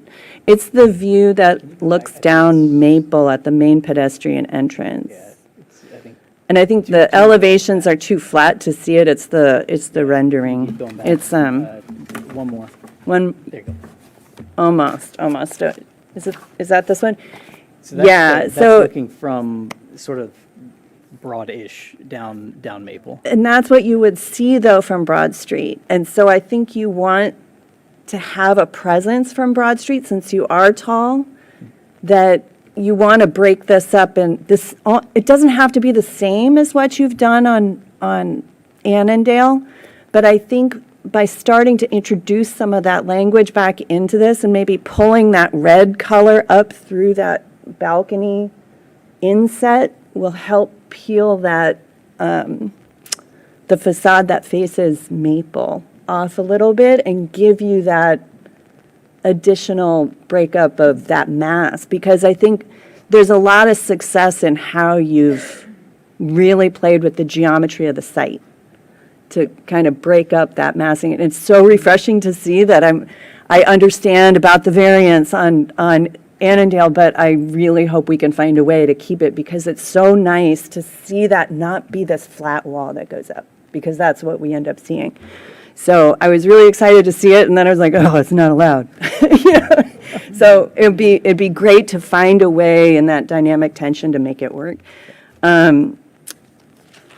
Then I wanted to also just mention some concern about the transparency that we're seeing. I do like the use of the co-working and daycare space. I think that's a great alternative solution to that first level of the mixed use, since we are seeing so much difficulty in filling out our commercial spaces. But I am concerned that with the security that might be required for a daycare on the ground level, we'll lose a lot of that transparency. And so I want to see that transparency still in the final solution somehow, because that's what we're being sold, right? And I think we also have a requirement for a certain percentage of transparency on the ground level. I do like how you've activated that ground level with, at least architecturally, with having that banding that comes down at the person scale, so it doesn't feel like these big panels are just coming down and hitting the sidewalk. I think it helps break that up a lot. But I'm looking at, also you show tables and chairs around the corner of Annandale down to Maple. And there's a whole bunch of seating out on that sidewalk. So I was curious if there's actually something else programmed that's part of that daycare that allows for outdoor seating, because it doesn't seem like it would be occupied and then we just have an empty, non-activated sidewalk. Yeah, so that's something that I think that's sort of the first cut at activating that corner. That's one of the things that, as we've gotten staff comments and feedback, it's absolutely something we're looking at, is how do you treat that ground floor open space right at that corner to make sure it's really usable and in a friendly space. Yeah, I would like to see something, and maybe it is additional commercial, something small that's in support of the staff that works at the daycare or in support of the fitness center, you know.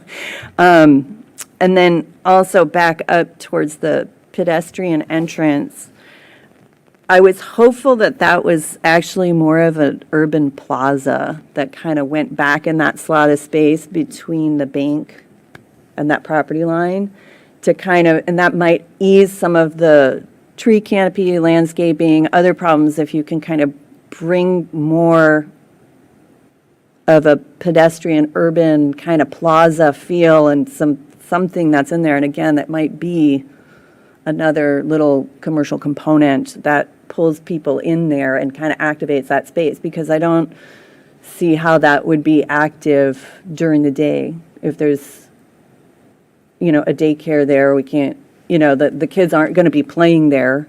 They're going to be playing in the parks, which is great. I like the idea that the park is close by. I do agree with a lot of the comments that I heard regarding the safety of passage to that park. I think there's going to be a lot of heavy use of that park, so I would like to see that reflected in the the funding of the parks. And the rooftop, I like the idea that it's going to be solar ready. The city has committed to an energy action plan that we are trying to reach greenhouse gas emission targets. We're trying to reach certain targets and goals for solar energy as well. So it would be great to see one of these major developments really in support of targeting and helping us get to those targets. So it would be nice to see that commitment rather than it just be ready. And that will also help us get to the gold that's also part of that EAP, Energy Action Plan as well, that was adopted by the city.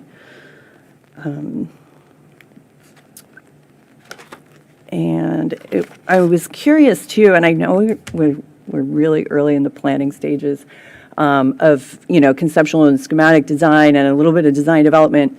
But residential units require a lot of ventilation.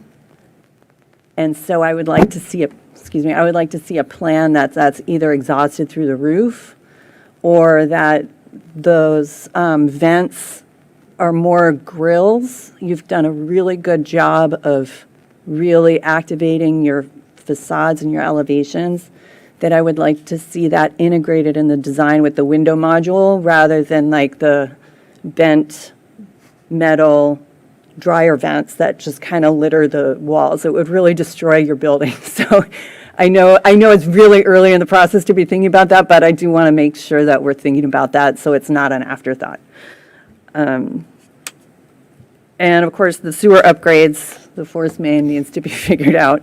But I'm in support of the project overall. I think it's got a lot of great qualities. Moving forward, I'm looking forward to seeing more development of it and hearing what the city arborist has to say as well about the tree canopy and what we can do to help it thrive. And I believe that is it for me. Thank you. Great comments. Ms. Comeau? Sure. I'll echo a lot of my colleagues' great comments. I think there's a lot to like about the building. The 10-foot clear sidewalks that you're committing to is great. I'm also supportive of the Two Birds as a co-working and childcare space. I think that's a really great use. Hopefully the Two Birds patrons can visit our neighboring Rare Bird for coffee. After Ellie Bird. Yeah, we're going to have a bird theme in Falls Church. And I think CRI is also a really innovative use. I was curious, I meant to ask this earlier, was your intention to have all of the ADUs, so your proposed ADUs in the building, go to CRI, or are they going to have some portion of them? We're still in discussions with them about kind of what their needs are and really thinking about the overall affordable commitment. So it will likely not be all of the units, but we're still trying to figure out what number makes sense with them and sort of how that's going to interact with the other affordable commitment. Okay. Well, as far as the percentage of the units, I mean, that's probably a negotiation council and our city manager can have, but I think we're sort of at a 10% in perpetuity bar. That's what we've been seeing. And same for the EV charging. I think we're at a 5% spaces ready to go, 50%.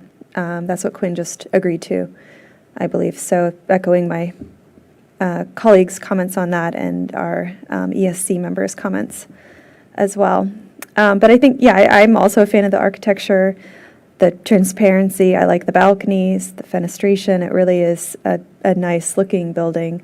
The one thing I don't like is actually on this screen, and I'm sure I'm not alone, but definitely concerned about the having a very large, 7-story brick wall, even if it has a very nice mural on it for, who knows? I mean, Burke and Herbert, maybe they're so old school, they're never going to give up that site, and we will be looking at that forever.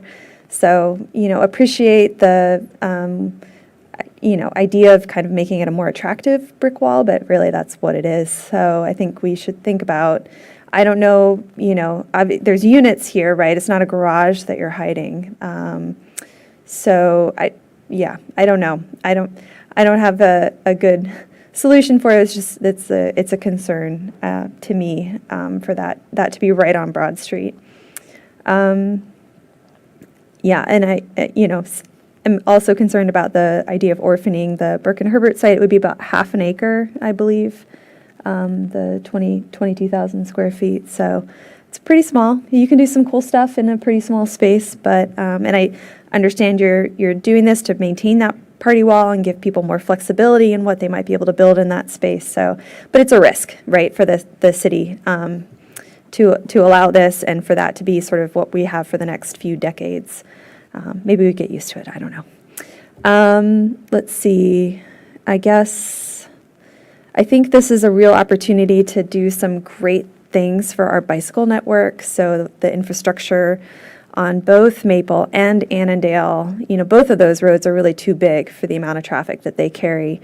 And if we're concerned about, safe passage for school children and pedestrian experience and all those things, let's put some protected bike lanes on both of those roads and really, this is like a nice, central part of the network. I do think this site is a really important connection point in the city, and so I'd really love to see, and you're doing a great job with the sidewalks now on your site with that 10-foot clear, but I'd really like to see some great bicycle facilities there. And the only other thing I'd mention is the garage. Sorry, actually I have two more things. I understand why you're placing it where it is. I appreciate that you don't have curb cuts at all on Maple. It's just it's right in the middle of the building. It's kind of a bummer. It's very prominent. So I don't know, just noting that feeling about it. And the only other thing I'd say is on the parking, I think you're at I think you said in the council meeting on Monday that you're at a 1.3 ratio if you factor in the shared parking. I'm just wondering, that sounds like a lot to me personally. I think we're at about 0.8 actual utilization in a lot of the new buildings that we've been building. So you're overbuilding the parking potentially. I'm very supportive of variances on parking if it can help bring the cost of the buildings down and the units down for future residents. If you feel you need to build that much parking, I'm wondering if some of it could potentially be used as public parking. This is a area of the city where we have a need for more public parking.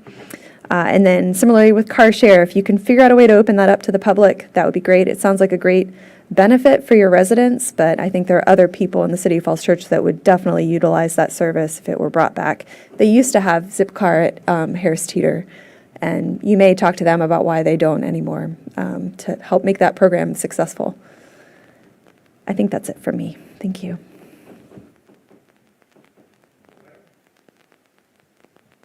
I don't have too many. I'll try to keep it a little concise because my fellow planning commissioners have elevated so many different issues that are really critical and important, and they have more expertise on many of the issues that they've raised. So I'll sort of stick to what I know.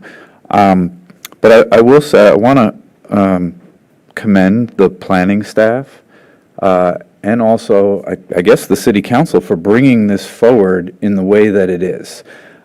This is very early in the process. This is very rare. Usually we get something in the planning commission when most of the decisions have already been made.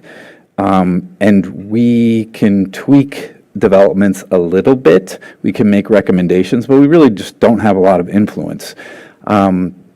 And our new mayor is here, and I don't know if she had a part in it or if it's the planning staff, but we have asked that development come to us early in the process so that we can have some kind of input that may improve and help this development contribute to our great city. And we have that right now. But with it coming early, there's a lot of unknowns. And I think a lot of people, you've heard their comments already on some of the unknowns. I want to stick to something that I think is known, and that is the percent of the affordable housing contribution. Now, you all have proposed the 6%, which is in our 2013 housing policy, which is kind of old. It's over a decade old. But in it, and I can read from it, is the requirement is 6% minimum of new units based on a by right development. So this is not by right, this is going to be a special exception, and there are two special exceptions. And the policy is stated in the 2013 policy says negotiated items for achieving greater than 6% ADUs include, but are not limited to partnership, zoning, density, taxes, bonus density, that's kind of what you're asking for, and a reduction in fee and tax abatements. So you guys are asking for a bunch of things, and you're bringing the minimum requirement, which is 6%.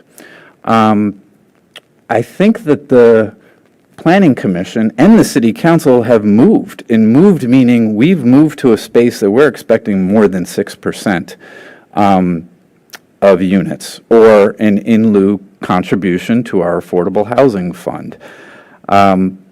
So I would encourage you, as you move forward, to really think about a greater contribution. Now, I know there is some conflict about how much of the tax base are you going to bring based on this development. The city is saying one set of numbers, Ross and his company is saying a different set of numbers, but I want to just say, I don't care which number, you're going to be bringing a tax base. You all are going to make a profit on this development, and we want to see greater affordable housing in this deal. Also, there is a plot of land that you're still negotiating with the city over, that the city and the ADU owns. So again, if the city is thinking about contributing their land, and I don't know what the price is going to be, maybe you'll get an under market value for that land. But I sure as hell hope that the city in return asks for greater than 6% of ADU units. Something else I want to mention related to the deal that you guys are hoping to cut, and I hope you get, with getting the city land and the city and the ADA parcel, or the EDA parcel. We have to think about avoiding conflicts of interest. Ross Lichtenhouse, who's here, is a good friend of mine, and I love the work that you're doing, and you are helping a lot of developers come to the table with sufficient information to provide the city, but you're on the EDA. So just make sure that you recuse yourself from any negotiations, any vote that is related to this EDA parcel, which is tied into this development deal, and the developers are paying your company funds to produce information to the city, and the city is making decisions based on that information. So just, I know we have a lot of conflict of interest that arise sometimes because we are a small town and we all know each other and we all try to help each other, but we should all try to help protect one another and reduce conflict of interest that come up related to development deals that we do. So I just raised that as another issue. But I would say that this is an underutilized property. It's been used as an impromptu parking garage or parking lot for people when they come to the fun runs that we do. They park there and then they go for their run. It's been an impromptu dog park. People are walking their dogs there. And so to activate this and get it going, I think is really critical. And I'm glad that we have new developers. As far as I know, you guys don't have any other deals in town. You're known in the region, but this might be your first deal. So to see Stewart and Cascade collaborate to activate an important parcel, I think is really important. And I just want to mention, often a lot of the pictures do talk about the development context. What are we trying to do as a city in this area?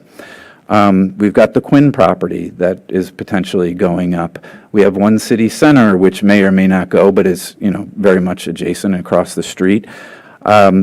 We also have Virginia Village, which has a good amount of affordable housing. So again, with all developments that happen in this area, we hope that it will contribute to the affordable housing mix in this section of the city. So if we don't get greater than 6%, or we get above 6% of ADUs, and you don't want to put them into the development, it would be great if we could put it into the Affordable Housing Fund, and it could be designated to help preserve the affordable housing at Virginia Village. I don't know if everyone here would agree with that, but I think it's important because development that happens here has spillover effects, which will put displacement pressures on the affordable housing that is in close proximity to your development deal and this land. So again, I just want to end by saying this will really be helpful to our city. It will help grow the economic pie in terms of increase our tax base. But I just hope, and I say this often, that we think deeply about how to grow the tax base and more equitably distribute it. The way we do that is by providing greater affordable housing funds that can be used in your development or elsewhere in the city to preserve affordable housing and maybe even build some new affordable housing in this city. So thank you for bringing it. I do support this, but I support it with some adjustments, as I think almost everybody that is partnering on the Planning Commission and thinking about this deal with you. So please take our voices seriously and adjust this, and we are really looking forward to when you bring it back to us, maybe with another work session or the formal submission that we will be voting on. So thank you. Thank you very much. Just really quickly to address that, I appreciate the comments, and part of the rationale for coming early that I think we appreciate as well is being able to get good feedback from the Planning Commission and comments, including on the affordable housing in particular. That's something that this is a first submission, and I think the feedback we're hearing and some of the evolving discussions that we're having, I think you'll see changes in how that affordable housing works that I think hopefully will satisfy some of the comments you've made. And I guess on the city parcel, the expectation for that is that we would pay fair market value for that property. Teams to help us with this particular parcel in the city, which is, as has been said by others, underperforming at the very least. And I will not go back over all the ground that has been so well covered, but one thing Ms. Calmont said explained to me why I have some level of reluctance about this proposal, and it's the vestigial quality of the Burke and Herbert building. When I was on council, the legacy that I was handed was some good developments, but generally speaking, if you think of the Byron and the nail salon, that's one of the out parcels there, or the Broadway and the pizza joint that remained in that block, my effort was always to try to consolidate parcels wherever conceivably possible in order to do a unitary development that had architectural appeal and just some coherence to it. And the biggest flaw of this, proposal is that vestigial Burke and Herbert 1950s building that stays there. Okay, well, if that's the way it is, that's the way it is, but I guess I would like to hear other planning commissioners as we move forward and the developer to speak to, what happens in the so-called Phase 2. I agree with Ms. Calmont that a 6-story blank wall anywhere on Broad Street is not a very good idea, and wonder whether we might just bite the bullet and say, you know what, if this building goes forward more or less has been proposed, we're not going to develop the Burke and Herbert parcel. It's going to be what it is in perpetuity, and if they ever decide not to run a bank there, then we acknowledge that the challenges of constructing something new on that site are going to be Herculean. We learned in the T-zone debate how the folks at the Broadway are very unhappy with anything going up, immediately behind them. And if that's the case in that instance, you can be sure that the folks who move into this project are going to be equally unhappy. And I wonder if, in future renderings, we could see what the building would look like if it were opened up on that brick wall side, instead of just acknowledging or giving in to the fact that Burke and Herbert doesn't want to play ball, and letting Burke and Herbert know that right here and right now. The only other thought I had about renderings is the story of the building is the daycare center and the CRI use, and I think, as Mr. Hires said, affordable housing opportunity.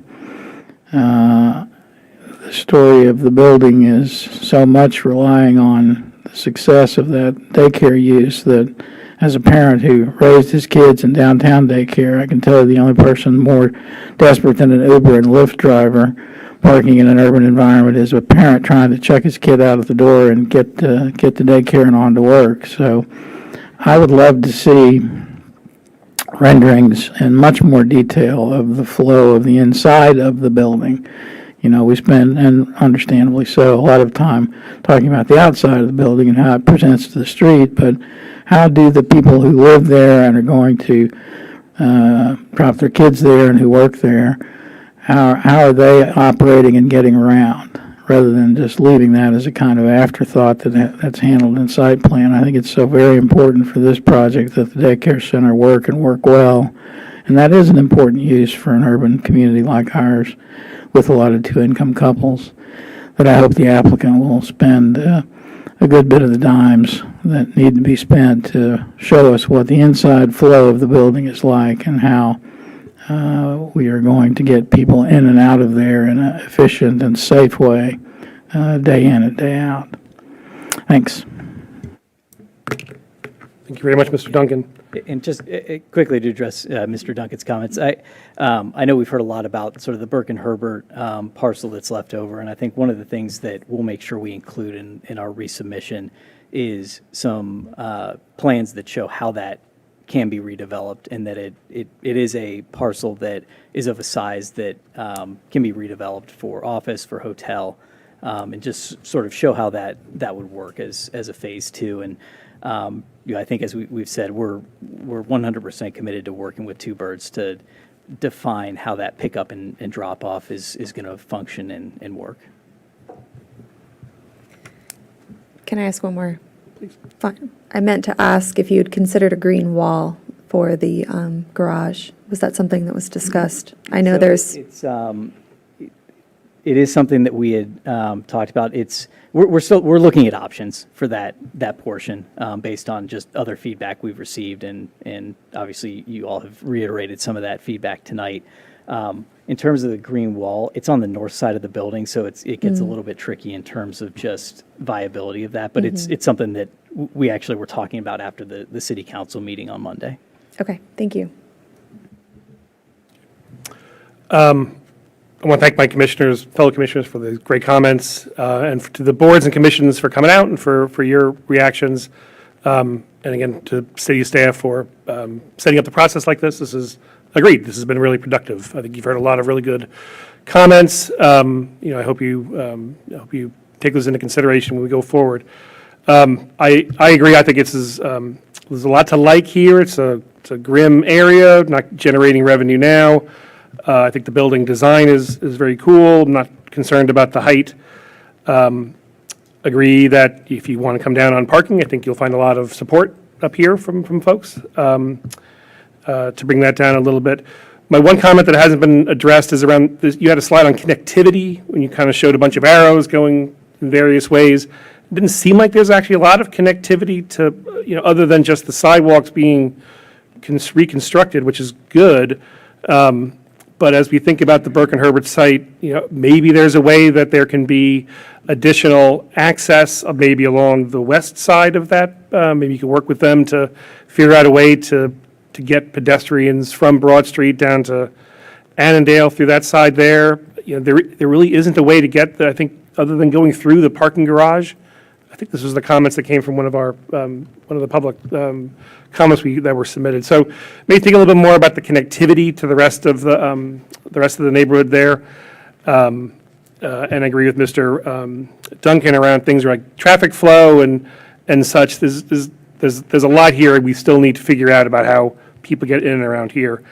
I do want to see more on the fiscal impact, just kind of, I recognize, Mr. Stodge, your comments that, this is early and things change, and it's hard to get to with a lot of precision, but as Mr. Krasner said, 10 times difference strikes me as alarming. I don't know how else to say it. So it matters, not just for the fiscal reasons, but we use these numbers to compare. It helps us have context for what's going on. So, I really want to see more precision around that. I would like to see more commercial here. I'm a little discomforted with the daycare as the main commercial use for the reasons that have already been mentioned. I recognize that the challenges of doing something else here, and it may not be a good place for that kind of commercial use, but I do agree very, very strongly this is a great place for affordable housing. And I know we're locked into this 6% number, but as Mr. Hyra cleverly articulated, we've done so much more since then. It's something that I'm going to be looking for sure, in further submissions. But overall, again, a lot of good things to like here, and look forward to the next round. Any other thoughts from the commissioners here? Or staff? No, nothing from staff, thanks. Or the applicant? We have nothing else. Okay. Thank you all very much. It's been really productive. Thank you very much. Thanks for coming. Mr. Chair, do you want to take a short recess? Commissioners want to take a few minutes for a break? You good? All right, 5-minute break.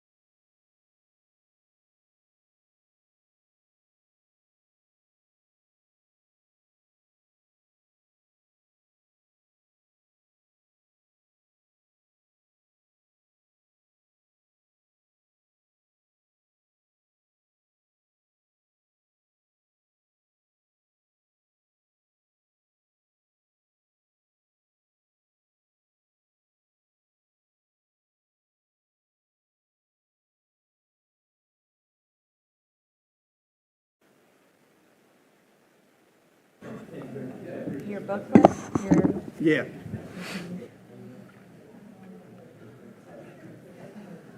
Much of it is repeat from previous years.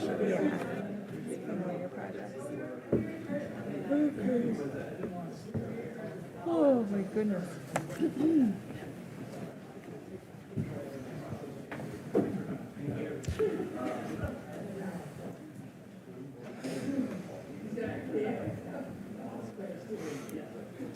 Wish we would have had a few more people from boards and commissions, but we'll CACT.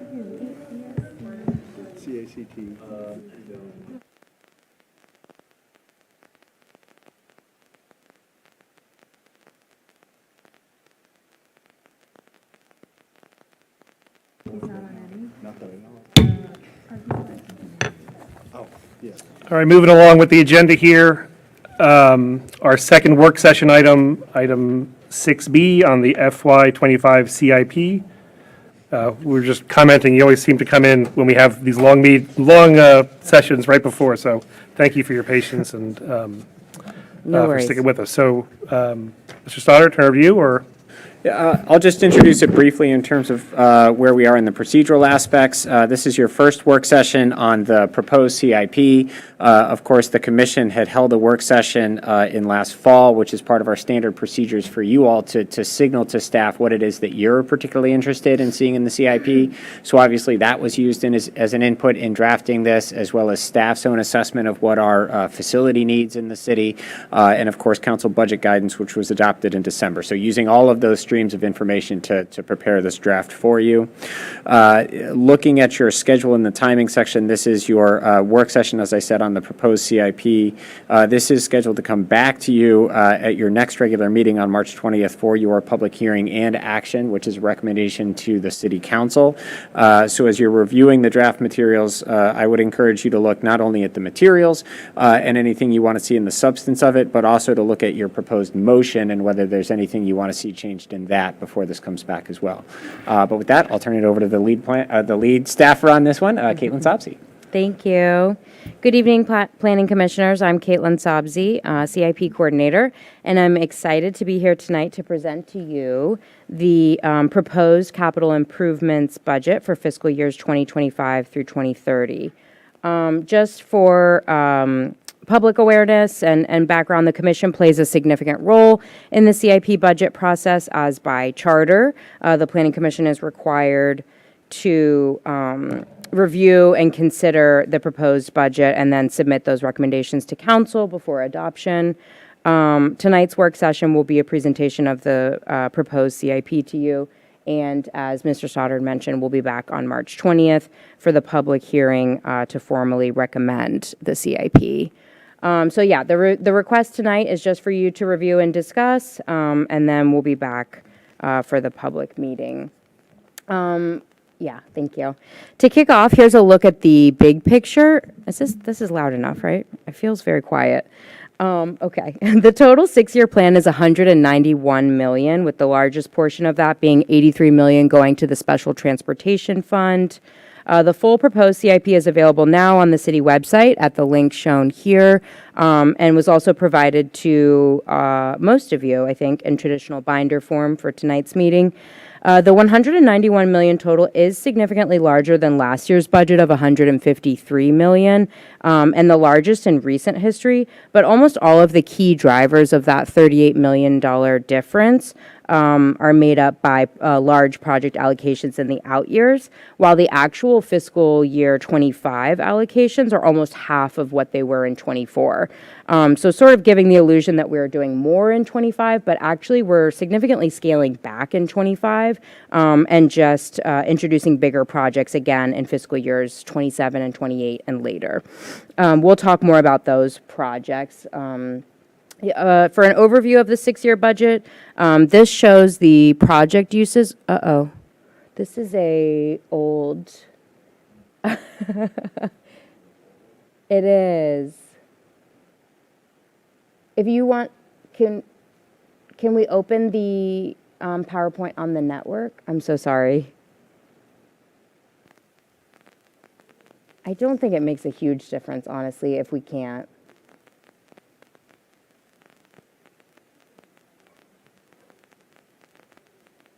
Yeah, it's in the folder. I'm so sorry, Jack.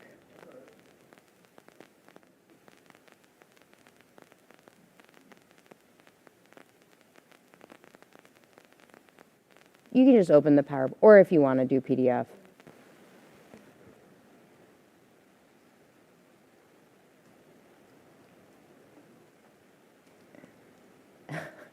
Thank you. And we're on slide 3.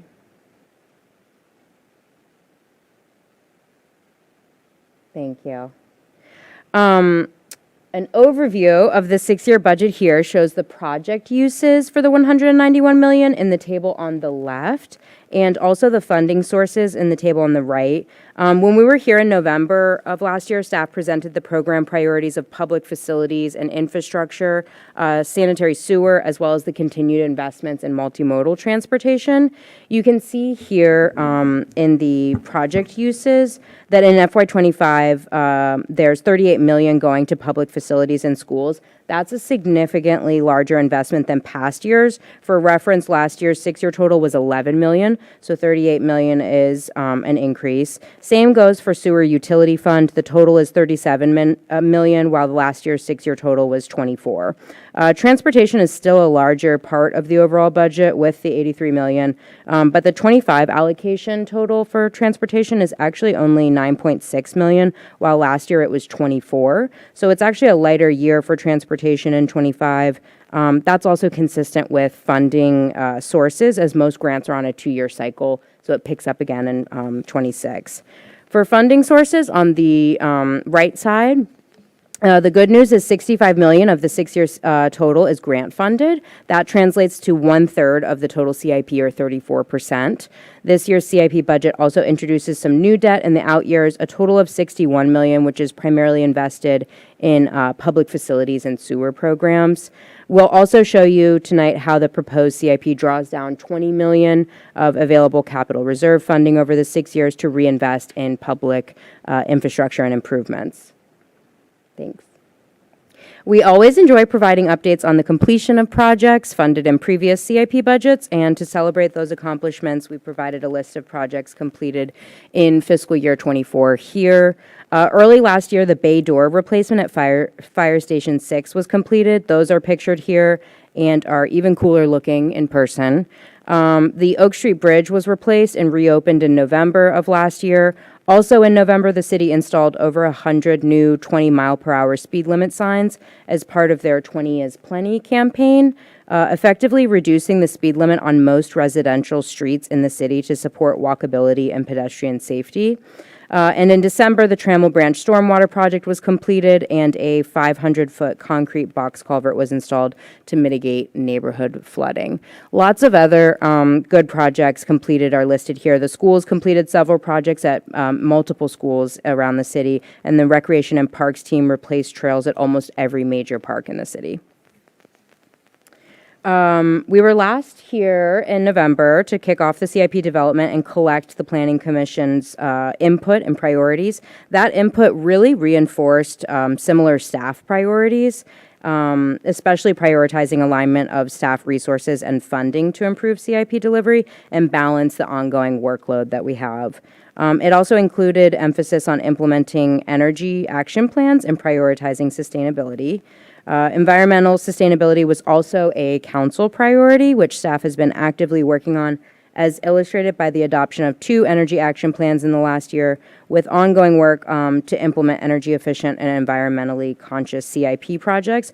Those projects are detailed in Section 7 of the CIP binders this year, with a short narrative on progress and sustainability. The actual projects themselves are in other programs, so other sections of the binder, but they're cross-referenced in Section 7 just to list what we are doing in that area. We also received input on the prioritization of affordable housing and community resiliency. And while the Affordable Housing Fund is not in the CIP budget still, It will be presented with the city manager's proposed operating budget on April 1st, so stay tuned for updates on how the city is making investments in affordability then. There was an update recently presented to council by HHS in February on the status of housing programs and policy in the city, which I thought was really comprehensive, so that's a good report to review. And also, council prioritized housing in their strategic priorities list, which will be adopted on Monday, and that includes updating the affordable living policy. Other council budget guidance and priorities incorporated into the development of this CIP were the deploying of one-time funds to address community needs and maintaining initiatives implemented in prior years, including project delivery. As I mentioned, these priorities aligned well with our staff determined priorities and areas of focus that we set at the outset of this process. So we feel really optimistic that we've developed a CIP that the Planning Commission will agree with. And here are the highlights of how we did that. As a result of the Council and Planning Commission input and priorities, staff has developed a CIP that focuses on public safety, facilities, and sustainability, and also prioritizes successful CIP delivery by requesting additional project management resources in fiscal year 25 to implement all the existing projects and also those proposed in the 6-year plan. It also lays out a plan to draw down $20 million of the available $24 million in capital reserve funding, which meets the budget guidance of deploying one-time funds and is an exciting opportunity to invest back in the CIP and some really important community projects. The proposed CIP also responds to capacity increases the city is experiencing, both in the community and in our government operations, and addresses aging infrastructure and equipment, with $500,000 invested in facilities projects for the build-out of a new West Falls Church Police substation, which will be critical to public safety at the new development, and also the build-out of a City Hall Annex office space to support expanding general government workforce and relocate staff that we currently have at the Gage House and in temporary trailers. Also, $2.3 million invested in other public safety improvements, including police equipment and radios, security upgrades, and fire hydrants. Another $10 million invested in sewer infrastructure for the flow equalization project, which we'll talk about. That prevents backflow and flooding to property owners, as well as helps the city meet peak flow requirements. And $30 million for a new property yard to improve the city's operations efficiency and increase energy efficiency. The proposed budget also leverages $65 million in federal and state grants, as I mentioned, and sets the framework to identify additional grant sources for future projects. This year, we added 4 new project sheets. Those were for fire hydrants, property yard, flow equalization, and the nutrient credit purchase. And there were also 4 other new projects added to existing project sheets. Those were for the stadium complex at Meridian and the build out of the police substation and City Hall Annex spaces that I mentioned. Those are all in public facilities. There were also pedestrian bridges and the Bike Master Plan implementation projects added in transportation. The new fire hydrants project was introduced by the city's fire marshal and police chief this year for the replacement and installation of fire hydrants needed throughout the city to upgrade the fire safety infrastructure and meet state and local codes. The property yard and flow equalization sewer projects will be covered in their own slides following this. The stadium complex at Meridian was introduced as a need by the schools this year, and in the city government's partnership with them, we've allocated $600,000 of capital reserve funds in fiscal year 25 to that project to renovate the concession stand, the press box, and the restrooms at the Meridian High School Stadium. In transportation, in the bridges program, we introduced the replacement of 3 pedestrian bridges. Those are in Cavalier Trail Park. There's 2 pedestrian bridges that need to be replaced, and then 1 in Howard E. Herman Stream Valley Park. Those are all funded by RSTP grant funds. We also added several projects in the multimodal project sheet planned for implementing the Bike Master Plan once it's adopted. The first 3 of those projects include proposed protected bike lanes or shared paths along East Broad and West Street, as well as citywide intersection improvements. Those are currently listed as unfunded in the project sheets and in the budget, but staff is working on a possible future grant application in the next year for at least one of those. The biggest new project introduced this year is the property yard, which is proposed as debt funded in fiscal year '28. This project is still in really early development stages, but it's included in the CIP for planning purposes. And also because of the potential issuance of debt, we've included bond referendum reference materials and policy in section 2 of your binders. The proposed project is a total demolition and replacement of the existing property yard. Due to the current condition and constraints of the building and its footprint. The new building location would be the former location of the Fairfax Water Building, while the current building location would be transformed into secure parking, which would include upgraded bus parking for the schools and EV chargers for the electric school buses and fleet vehicles. The new property yard would increase capacity for staff as well as equipment and vehicles, as it would increase the size of the vehicle bays to service more vehicles. It would improve operational standards and overall efficiency and increase energy efficiency, as the plans propose a LEED Gold certification for the building. Staff is finalizing site master plans and concepts in fiscal year '24 and will present to council and the community later this year.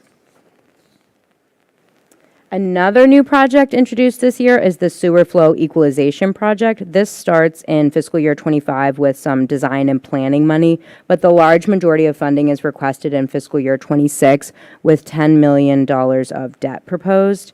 The city has reached its allotted capacity and is seeking to purchase additional capacity from Fairfax County, but the city also needs to address inflow and infiltration issues to ensure that we meet Fairfax County peak flow requirements. The city is currently undergoing a feasibility study for the construction of the flow equalization basin, which is what's pictured here, but the project request is again included for planning purposes. As mentioned, staff has prioritized sustainability with several projects in the proposed CIP as listed here. The city has committed to greenhouse gas reduction goals to reduce our impact on the changing climate. The current reduction targets are a 50% reduction in emissions by year 2030 and a net zero emission by 2050. To identify actions and strategies, the city developed 2 energy action plans, one focused on government operations and the other focused on the broader community. Staff continues to evaluate project opportunities that meet the strategies outlined in those plans, but a few current and future projects are summarized here. Additional future projects in the 6-year plan are summarized here. Most of these are currently in the proposed budget as unfunded, which means we will target these projects first for grant opportunities in the next year, or they could be opportunities for maybe additional local appropriations over the next year, like end of year or surplus funds that would be appropriated in like a mid-year budget amendment. We've done that in the past. Rooftop solar funding was deferred until fiscal year '26 due to the engineering and viability study, which is already funded and will take place in fiscal year '25. This project aims to meet energy commitments by shifting to renewable energy sources for the operation of our public buildings. We mentioned the Bike Master Plan implementation projects added in fiscal years '25 through '30 in the project sheet. The '25 total is $110,000 requested for planning and design. I mentioned we may be applying for a grant for at least one of those projects later this year, with other opportunities being explored by staff, but it does remain unfunded at the time of this budget presentation. And building on progress in the last few years in the stormwater program, we have $6.8 million in future stormwater projects, which we'll also target for future grants.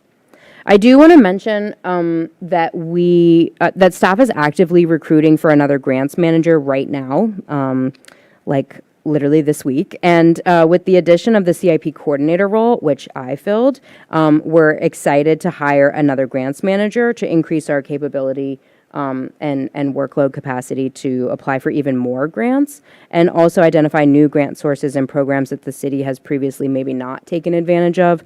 There's a lot of federal programs and money available, and so we plan to explore and apply for those if eligible, and to continue our goal of a citywide approach to funding to further leverage grants and money across all CIP programs outside of just transportation and stormwater, where it's historically where we've capitalized on that most.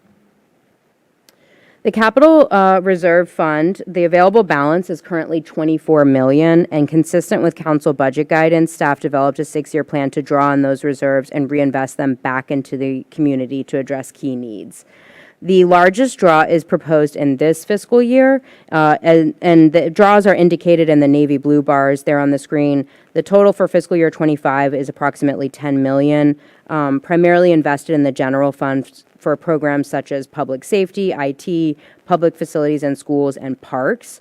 The 6-year total of 20 million in capital reserves breaks down to 15 million going to general government and schools, and 5 million of that going to transportation. The council's policy is that the reserves have to stay above a 3.75 million minimum balance. That's sort of the prudent reserve. So the balance is shown in the turquoise or green line on the chart there, and this CIP is compliant with that policy. The proposed ending balance in fiscal year 30 would be 3.8 million. Another large fiscal impact to the proposed CIP this year, and sort of an obstacle that we've been working around, is the $750 million WMATA deficit. Staff has been working hard alongside neighboring localities and regional staff to solve the funding issue. General Assembly is still convening over budget negotiations. There's a proposed 50-50 split solution that's being considered, but the funding, it translates to $130 million share for Virginia in fiscal year 25. The impact to the city's cost of that would be an increase of $1.5 million to our annual subsidy that we pay to WMATA. The additional $1.5 million impacts our available transportation funding. So because WMATA is funded through our special transportation fund, money that we would usually have available for transportation projects is being sort of rerouted to WMATA in this budget. So that further increases the need for more local sources in transportation, like the capital reserve. So that's that 5 million draw of capital reserves going into transportation can be explained here. Lastly, we talked a lot about aligning staff resources with funding in the CIP and when we were here in November, and how staff would prioritize that in this year's budget development. Project workload continues to be a challenge that we face, and therefore was one of our highest priorities to address in both the CIP and operating budgets this year. Previous efforts to support the CIP by hiring outside contract project managers or using outside resources did occur in 2023, and we're starting to reap some benefits of that. We've used VDOT administration for the Scherrer Avenue Bridge replacement project that's underway. Some outside right-of-way acquisition services for various transportation projects have really helped. And we've hired 2 contract project managers that are currently working on multimodal projects that are ARPA funded. But there's still a longer-term need to sort of unclog the CIP backlog of projects and to increase our capacity for future projects, particularly in the program areas of transportation, facilities, and utilities. So we worked on developing a plan that speaks to those needs. To come up with the recommendation, the process was collaborative, as we enlisted several departments involved in CIP project management and delivery to discuss how to right-size and right-resource the CIP. It was also creative, as we tried new methods for how to strategically set ourselves up for success. Some exercises we did are pictured here, and some of you might have enjoyed these sticky note posters that have been on the walls of the Oak Room for the last couple of months. But to take stock of active projects and what's in the pipeline for fiscal year 25, and assess our current project management resources, we laid out all the projects and project managers and designed different staffing and delivery scenarios to make a feasible recommendation. The plan that we developed to improve delivery ended up being 3 phases over the next 18 months. The recommendation that we landed on that will be included in the city manager's proposed operating budget gives us the potential to deliver over 20 CIP projects in 18 months. So we're really excited and hopeful for what we could do with additional resources.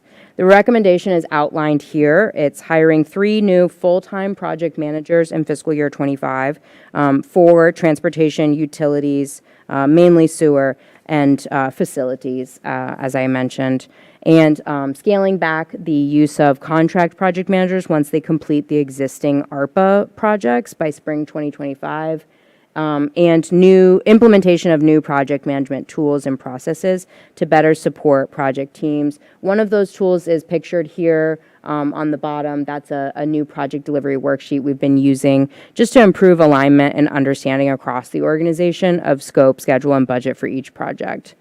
The proposed resourcing plan balances capacity by achieving a more manageable workload of 3 to 4 projects per project manager as a standard best practice, and improves our capacity to plan and implement new projects, which right now is very limited.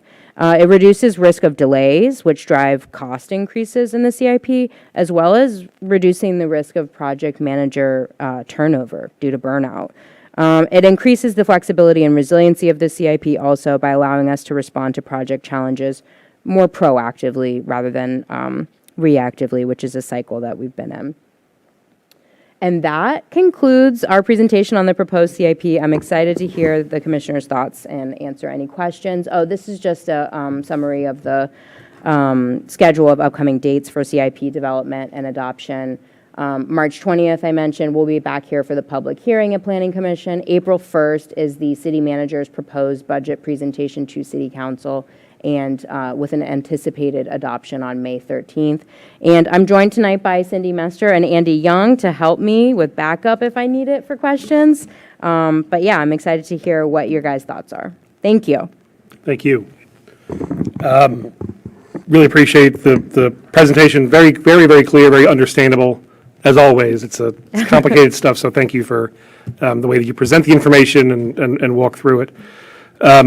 This is just a work session item, so there's no public comments tonight on this. So I'm just going to open up to the commissioners. As I said, I'm going to start there's an awful lot to like in here.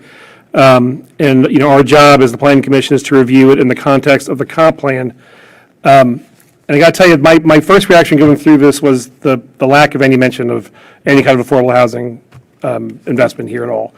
At our last year when we went through the CIP, in fact, our first, furthermore, after the motion was to recommend that we have future programming for the preservation of existing and expansion of new affordable housing consistent with the comp plan. So, you know, it really bothered me, and it was really affecting my potential vote on this. And so I was intrigued to hear your comment about the city manager's presentation. I think you said coming up to city council and to kind of stay tuned for something. So really hoping you can expand a little bit more on that, especially in the context of what's in front of us here today. Yeah, Cindy, if you want to help me out, I did mention the presentation because the Affordable Housing Fund is in our operating budget. It's not in our CIP, and we don't really have the mechanism currently to allocate funds to the CIP for affordable housing. So that's why it's not really mentioned in the CIP presentation, but that's why I wanted to highlight the operating budget. I know there will be discussions and some developments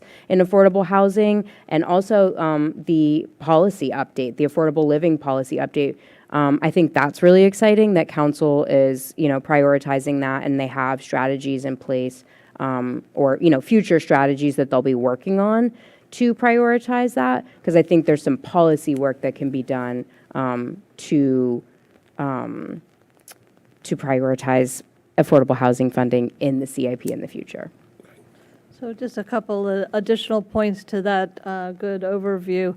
The Affordable Living Policy Work Group has been stood up, and the effort is between the Housing Commission and the Human Services Advisory Council to update the affordable living policy. As referenced earlier, while we update it periodically, the core is outdated. It's still at the 6% ADUs, et cetera. So that'll be the initial strategic effort to update that policy, which will be a community engagement effort. We're bringing in an outside facilitator who is really well-known and respected in the regional affordable housing arena, especially in Northern Virginia. And that then will give us the basis for future projects and additional funding. Because that's going to take about 4 months, and we're obviously already doing the operating budget, we've been working with staff and the city manager to include additional funding into the Affordable Housing Fund, which is an enterprise standalone fund within the operating budget, just like your sewer or stormwater funds. But it doesn't reside in the CIP. It resides in the operating budget. some of the points from November were valid in that it doesn't get a lot of visibility and focus, and yet it's a priority because it doesn't reside in the CIP. So we are looking to make sure it stands out more as part of that budget process. What will strongly assist with that is council's strategic priorities, which have come out of the council retreat and will be adopted on Monday by council. That's the current schedule, pending the final review when they get in their packet tomorrow. It has 5 broad categories of where the focus will be strategically over the next 2 years of this current council's term. Housing is one big bucket, and it's to ensure sustainable, diverse, attainable, affordable housing of all options. And it focused to preservation and home ownership. Things could be tax relief, it could be, a variety of affordable housing. A key one in that will be the preservation of the fields, because those tax credits are ending. Preservation requires money, so you'll see money in the proposed budget. Of course, it has to go through the community deliberation with council. So that's a little bit more context to where we see the focus for the city coming from council's priorities in a lot of boards and commissions advocacy as well. We are, of course, also running the Virginia Village Preservation Project, and we're running the Affordable Housing Project, which are the 2 big Amazon grants that totaled $7.5 million that we've talked to before. A lot of those details are also highlighted in the report that Ms. Opsey mentioned in terms of the report that just went to council on their annual housing report. So the short answer is that we don't have a plan for spending money on affordable housing in the CIP.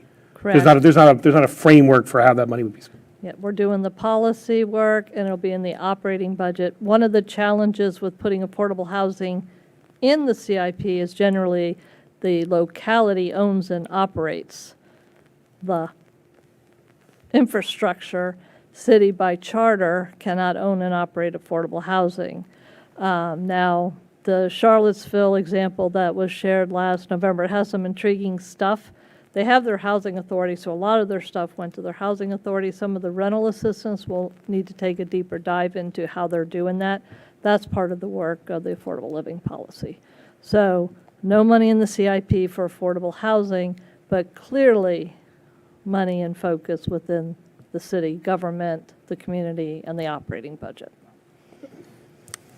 I think I understand. It does feel like there's a disconnect between the things that we discuss up here and these priorities, and then how it manifests itself in an otherwise very clear presentation here. So I'm going to think about this some more, but let me turn it over to my fellow commissioners. And if for I could, comments. just as you turn Sorry? it over, I do want to Sorry? say, Planning Commission will have a role in the affordable living policy, and of course, you have a very strong role whenever you're doing land use applications advocating. So sort of multiple threads and not as formally connected, but I do believe they're connected, and your role is very valuable in that. Thank you. Mr. Hyber? Yeah, I was just going to add, I just wanted to go next because it would, I think, add a little bit more of the comments that you just made. So around, because I guess I just don't quite understand the idea of the housing, our housing policy, our housing planning being within the context of the operating budget, because we have very little of the operating budget going towards housing. Our bulk of our housing money is proffers, right? ADUs that are coming through our development. Development is long-term planning. So for me anyway, it makes sense that it isn't in, our housing is not in our operating budget because it's not a yearly allocation. It's not like there's a bunch of money coming from the yearly operating budget into affordable housing. So for me, it does make sense that we roll it into the CIP. But I just, again, it's really hard to understand why we are refusing to do that. Now, it could also be that this is planning, and it's maybe an organizational thing, in that housing is not within planning. It's in with human services, right? But, so maybe we just got to kind of pull housing out of human services and put it under planning, and housing is under planning in most municipalities. But we do it differently, but we could change that. The other part is we talked about, Cindy, you mentioned that, we can't own and operate, neither can Charlottesville. But Jesus, they're doing a lot because they have a housing authority and they have a land bank authority. We also ended our deliberations last year by elevating, when we did the little stickies, right? We actually did that process. It's interesting that you put up the process of the staff when the planning commissioners did that process. And our process elevated that we wanted a focus on creating a land bank authority. A land bank authority can own the land separate than the city, and utilize that land as leverage to get affordable housing. We have so many things that we could do, but we don't plan. Why don't we plan? Maybe because we don't want it, but also we don't plan because our housing is not in the CIP. That is just a policy decision. We have recommended it as a planning commission. Staff or council or somebody, some of you, refuse to do that. Well, then when you bring the CIP back to us, we may refuse to, we'll see, we've got many voters here, but we may not approve it. And it'll be interesting to see what city council does when the planning commission won't approve the CIP. But all we're asking for is just to move housing into the category. We're not saying create more money. We're just saying get it on the docket as something we are going to plan for over the long haul. And that is the only way we're going to get more affordable housing.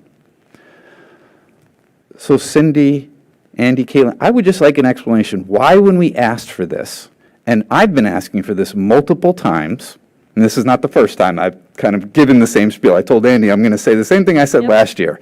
Why is this not happening? What is the stumbling block? So the legal foundation is the city's inability to own and operate legally housing. You are correct, a housing authority can, and Charlottesville does. We can, by formal council action, invite a housing authority in to service the city. And we have explored that with Fairfax County Housing Development Authority in the past. They tend to have a very big and full workload, and they weren't able to do it, which is how we're partnering with nonprofits, two nonprofits, to expend the $7.5 million. I do think your message and concern has been heard, but it's being addressed through the Affordable Housing Fund, which is an accounting process and, yes, a staff organization process, but it doesn't mean it's not as important. Proffers do go into that, but also do grants like the Amazon grants, and council does annually appropriate money to that fund, and that's what we use to match. $500,000 went to match the 2 Amazon grants, and we're using it for rental assistance to subsidize rents for folks, and it's about $120,000 a year right now. Not adequate enough for the long needs, clearly, and that will be a proposed increase to council, because if we're going to preserve the fields, and there's some redevelopment with tax credits or some other effort, that always requires local investment in order to leverage and being competitive. In 2009, when we did the tax credit project over on South Maple, the city's contribution was $2 million. So I will say, while it's not in the CIP before you, your message and concerns have been heard, and staff has been working to address it, just through a different budgeting vehicle. I'm going to have one small comment. That Cindy, you keep saying that you can't move it from the housing, from the operating budget to the CIP, because legally, for the Commonwealth of Virginia, we can't own and operate housing. I don't think that's correct, meaning not that we can't own and operate housing, that is correct, but saying that that's the rationale and reason, there's nothing in the Commonwealth statute that says no municipality in the Commonwealth of Virginia can put housing in the CIP. Most municipalities have housing in the CIP.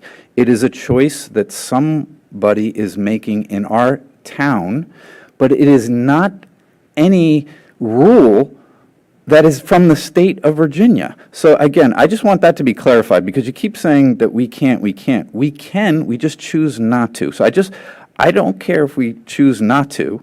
that's fine. That's a political decision. But to use a rationale that the state does not allow us is factually wrong. I just want that on record. That is true. I was Let gonna me be speak to clear, I was that. not speaking to state authority. It's tied to our charter for owning and operating and to our accounting principles and CIP, Procedure. which says that we own and operate what we're investing local dollars to public property, and we can't own that public property, so we've done other ways to approach it. But you're correct, it's not based on state code that says it's not in the CIP.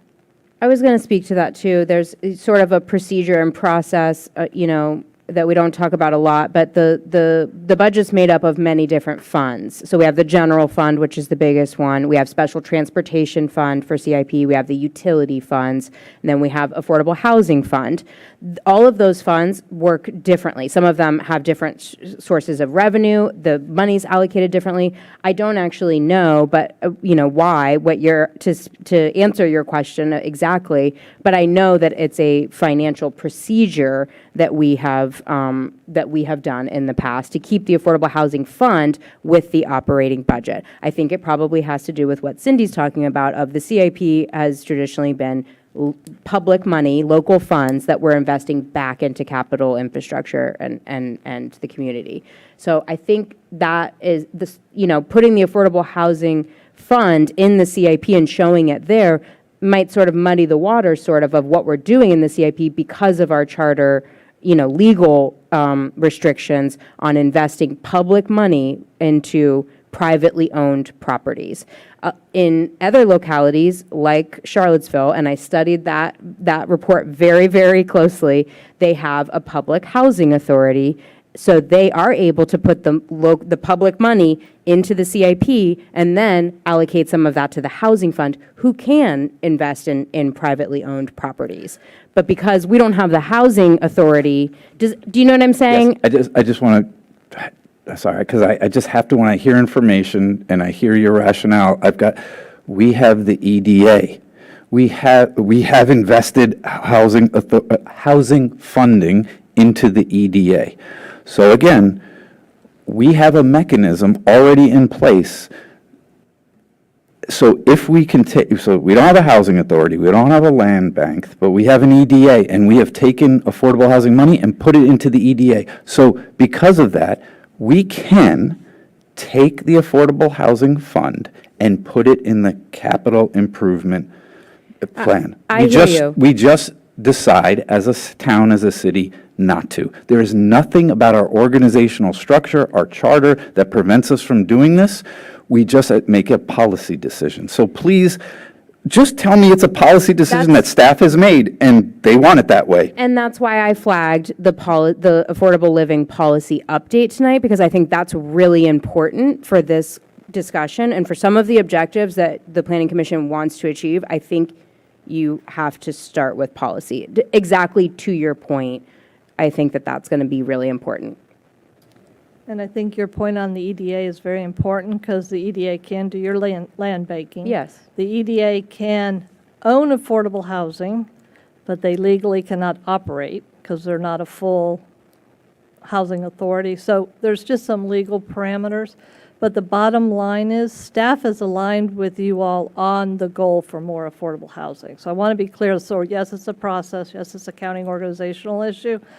But we are totally aligned with you and council on the value and importance of affordable housing, a wide range of housing options, a wide range of housing incomes throughout the entire part of the city. And just to speak to a couple other comments about this, you mentioned working better or differently with HHS and the housing department. In preparing for tonight's presentation, I tried to come, I'm not a housing expert, but I tried to come really prepared for this topic and this discussion.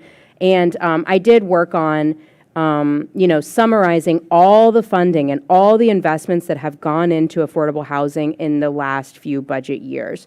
The annual budget allocation to the Affordable Housing Fund from general fund is very small, but we've had some other really large investments like the Amazon grants. I also tried to include, tax relief, which it comes off of our revenues, but it's also an investment in housing. And I reached out to HHS to work with them on those numbers. I didn't have it for tonight because I felt like it got sort of convoluted with like what's CIP and what's not. I just wanted to stick to strictly the capital improvements program budget tonight. But I can tell you that information, when I looked at it, showed huge increases in investments in affordable housing over the last few fiscal years. I think that has potential to increase even more. As Cindy mentioned, I think staff is going to be requesting an increase of that allocation to the Affordable Housing Fund this year in the operating budget. So I didn't want to show that tonight, but I think it will be included in future budget presentations or some form of that. And I plan on continuing to work with staff, cross-departmentally to try and make sure that information gets delivered because it's important. I agree with you. I believe in what you're saying. I totally want to deliver that. So thanks. I know we just spent way too much time on one category in a category that's not even in the CIP. So I'm sure my colleagues want to talk about the categories that are in the CIP. So I will refrain from making any more comments tonight. Thank you. Thank you for all that. Who's next? Mr. Stevens. Let's see, where do we start? I had a bunch of comments, but I think I'm going to put most of them in a memo and just circulate it that way. Otherwise, we'll be here far too late.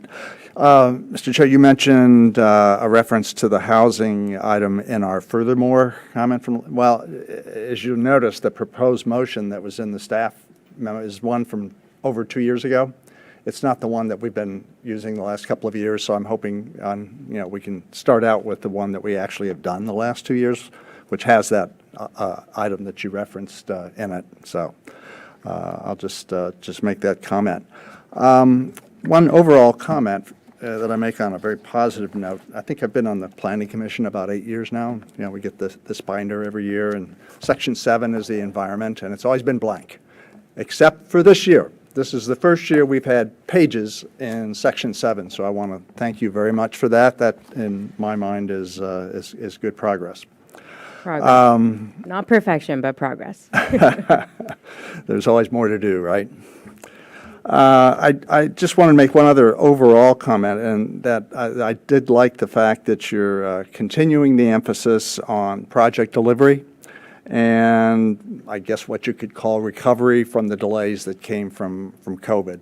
So I think that's important. We got pretty far behind over the last couple of years, and I think it is important from the overall good government that we continue to make progress on projects that are in the pipeline and that we get those done, completed, and then move forward. Like I say, I had a bunch of comments. I'll just comment on a few of these, and then I'm just going to put the rest of them in a note. And so I'm just going to go through the pages here. On page 1-9, it talks about rooftop solar, and it's limited to an engineering study for this year rather than actually allocating money to purchase PV systems. So that may be that we should also take a look at a PPA. If we're not going to put money in this year's CIP for actual purchase of rooftop solar, we could consider a PPA, which is what we did at Meridian High School. That way you don't front the capital. It's probably more expensive over the long run than with the route that involves a purchase, but I would just offer it as something to consider. On 2-2, just a quick typo on that. Actually, I derived a lot of pleasure, as I think just about every citizen should in Falls Church, in seeing all those really low interest rates on the bond issuances that we've had. So, congratulations to the city for having done that. But anyway, on the one that's marked 1.41%, it's right in the middle. It's got a date issued of 11/16 and a final maturity date earlier than that, 7/15. So I assume that's a typo, so you might want to fix that.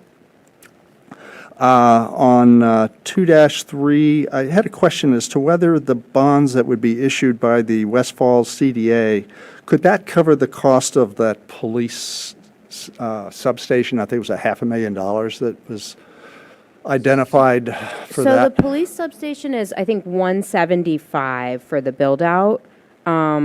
there is no rent associated with the police substation, because I believe it's included in the agreement with the developer at West Falls Church Development. So of the 500,000, 175 is going to the police station and 325. I'm not good at, yeah. So, so we're working through the details of a police department space up at West Falls Church with the Hoffman Realty folks. Let's see, I had some notes here on this. So there was something in the voluntary concessions about accommodating, police department space or the police department up at West Falls. So we've been in conversations with them about acquiring some actual space and not a desk in somebody's office. So what we've been talking about over the last month is around 500 square feet of space.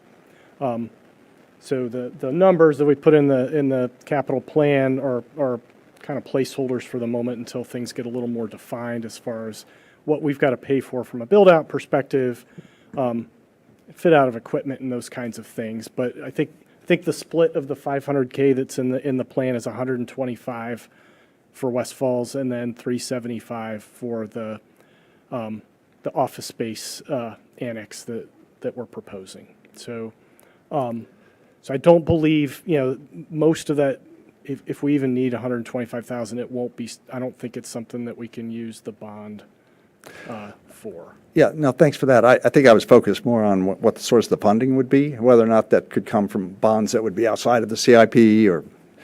Funding is proposed for capital reserve funds, and a lot of bond proceeds have gone into the capital reserve, so. Yeah.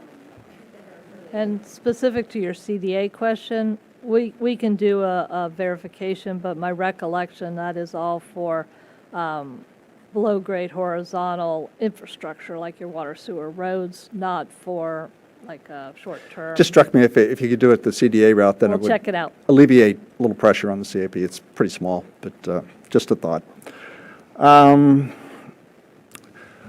Let me jump past some of these that I can just put in a memo. I did have a question on the evidence garage. I guess that's 5-5. Was that right now, the evidence garage is just done in the garage that's below us, right?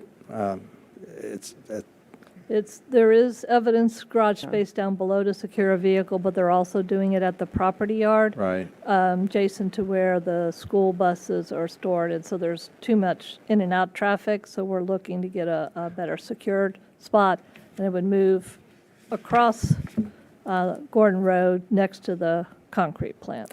Is that going to affect the planning that is going to go on at that site as far as future commercial development could occur there? That's being taken into consideration as the property yard's being looked at, and I know that work has been done with Mr. Snyder on that. For the evidence garage, it's literally the small piece of property between Shreve Road and the concrete plant. Yeah.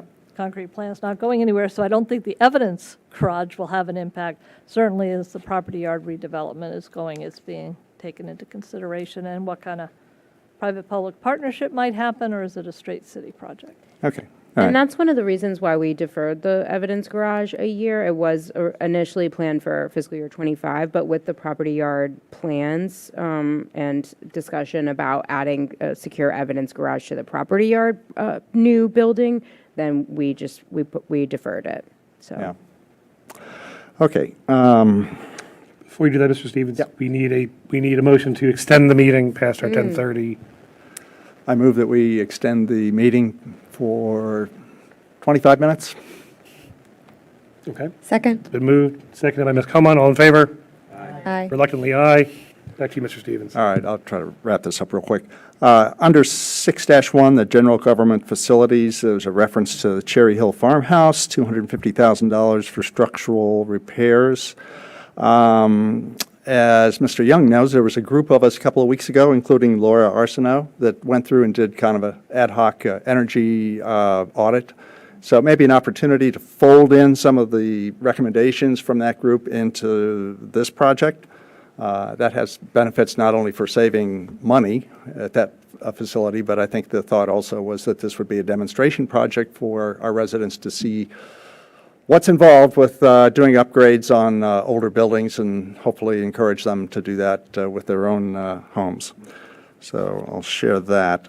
The community center HVAC, I like that you're holding in there to have the water source and ground source heat pump system. I know that's a lot of effort. There's a lot of disruption to put that system in, and I think it's going to go in the driveway in front of the building, so you got to, dig the holes, and I'm sure that's going to be inconvenient for a while, but I would strongly encourage you to stay with that. I think the benefits over the long run are going to be very compelling from a number of perspectives, including just saving money for the city. So there's a lot of good government in addition to helping us meet our energy plans. What I would like to see on that is you do mention the offset of the direct pay. That's $900,000 out of the $2.7 million. So that's about a third that we're going to get back right away. I think if there's just even some kind of an effort to estimate what the cost savings of not having chillers on the roof, all these compressors that are under the current system, that's going to lower maintenance. There's a cost savings associated with that. There's clearly going to be fuel savings associated with both gas and electricity from a much more efficient system. So I think it's just unfortunate the way we do the accounting on these projects. It shows up as a first cost, but the benefits come downstream and get allocated elsewhere, and they don't really show up against this first cost. So I would just ask to figure out maybe some way to do the accounting on this so that you can see that I think in the end run, over a 25 or 30-year period, it could well be that this is a net neutral decision, as well as getting all the benefits of lower greenhouse gas emissions. I thought we did provide that in the impact on operating costs on that project sheet. I see It's- now. it's mentioned it just as a says text. Reducing gas usage 50 to 100% depending on the season. I think I do have some actual numbers somewhere. Yeah. I can follow up. There'll be an update to council on this one on the agenda for Monday night, but Right. I think we'll answer your question. Good. Yeah. Okay. Look forward to that. Maybe I'll just pick out one more here. Just wondering on the energy plans, do we have a roadmap yet as to who's kind of going to be looking at it? There's, for example, the government plan, there's something like 12 actions that are required for this first half of this year, and I think another 11, if I counted right, for the second half. I'm just wondering if we have set up organizationally, how that's going to be managed, and have like a project manager who's going to be overseeing it to make sure that things are getting done. I realize it's, yeah, I realize it's new. It's just kind of, these were just passed, so it's not tragic that we don't have that yet. But hopefully we're moving in that direction to have the equivalent of a project manager to oversee and coordinate the implementation, because there's a lot of activities, and I don't think they're just going to happen by themselves. So I'm going to stop it there, Mr. Chair. It's just the hour's late. And I will say a new facilities project manager might really help with that. So. Excellent comments. I can go. I'll try to be quick. So just in general, I think, city staff do such a great job of getting grant funding. So I'm really excited to hear about the new grant manager role that will let us do even more in that area. It's like a position that literally pays for itself and many other things. I'm really glad you're right-sizing the resources for the CIP, having 3 new permanent project managers in fiscal year 25, I think was what you're planning. That's great news. I'm looking forward to the clog getting unclogged and, getting all of these projects moving, because like that list that you had of all the things that we've completed in the last year is terrific. It's great to see that it really has a positive impact for the whole community and the environment that we're living in. So, really happy to hear about all of those kinds of things and the process improvements. Not sure exactly what they are, but I'm glad to hear it sounds like they're working. So that's great. I'm really happy to see a pot of money that's like ready to go for the bicycle infrastructure, the implementation plan that we're, planning that's there and ready is great news. I do have a question about the Kaiser Garage. That's been in there for a while and nothing's really happened with it, and it doesn't really sound like we've made any progress on it, reading the notes. So I'm just curious, I thought I read if it's 3 years and there's no change, is it removed? Or what's the? It's actually, it's the estimate increased this year, so there was a change. It's going to I be more see. expensive. No, I think the issue is legal review. That's It been, is, that's there been is there still for a 3 legal years. issue with the Yeah. same sort of, We're investing public dollars in a private. yes, so that's property. also something that Yeah. we've been talking about with Mr. Snyder and Economic Development staff about maybe the EDA investing. Yeah, I was reminded of that in our earlier discussion And about. they have been, over the last 2 months, being more active on it and working through an option, but it wasn't ready for this. For the 3-year mark, it can stay unfunded forever, but the 3-year mark is triggered if it's funded in that appropriation year. It can't remain inactive for more than 3 years. I see. So that would apply to the prior year funds that are appropriated, that we have on the project sheets in the PY column. If there's funding sitting in there for 3 years with no Okay. activity, that's what the. That's when it's That's re- what the, okay. yeah. We are hopeful that there's some progress with working with Kaiser on the elevator issue. Yeah, I mean, it's, I hope we can sort out the sort of public investment and private property issue, but I think that the idea is a good one. People are definitely using that garage. I mean, I know we were worried about what was going to happen with Clarendon's and the other small restaurants there when Broad and Washington went up, but people adapted pretty quickly to parking in that Kaiser garage. It's a useful resource for the city. A couple of quick organizational comments. I guess I was a little confused. I'm glad we have this sort of environmental chapter, but there were no project sheets in the chapter. It referenced projects that were in other and it was kind of the same thing for some of the projects in transportation. Felt like they were kind of stuffed in there. There's West Broad POA, South Washington POA, Seven Corners POA, West Broad and Joint Campus Revitalization District, Main Streets. These are all not really transportation projects. So can we just think about the organization of the CIP so it makes maybe better sense to us as commissioners, to the public, is aligned with our comprehensive plan chapters maybe? I don't know. But it just the way that it's organized right now, maybe there are reasons that it needs to be that way, but I found it confusing. We've talked about some process improvements for future CIPs, and they include sort of cleaning up some of the projects, sheets, and programs within the transportation program. That's such a huge program that we have sort of sub-programs. So it does get kind of unwieldy.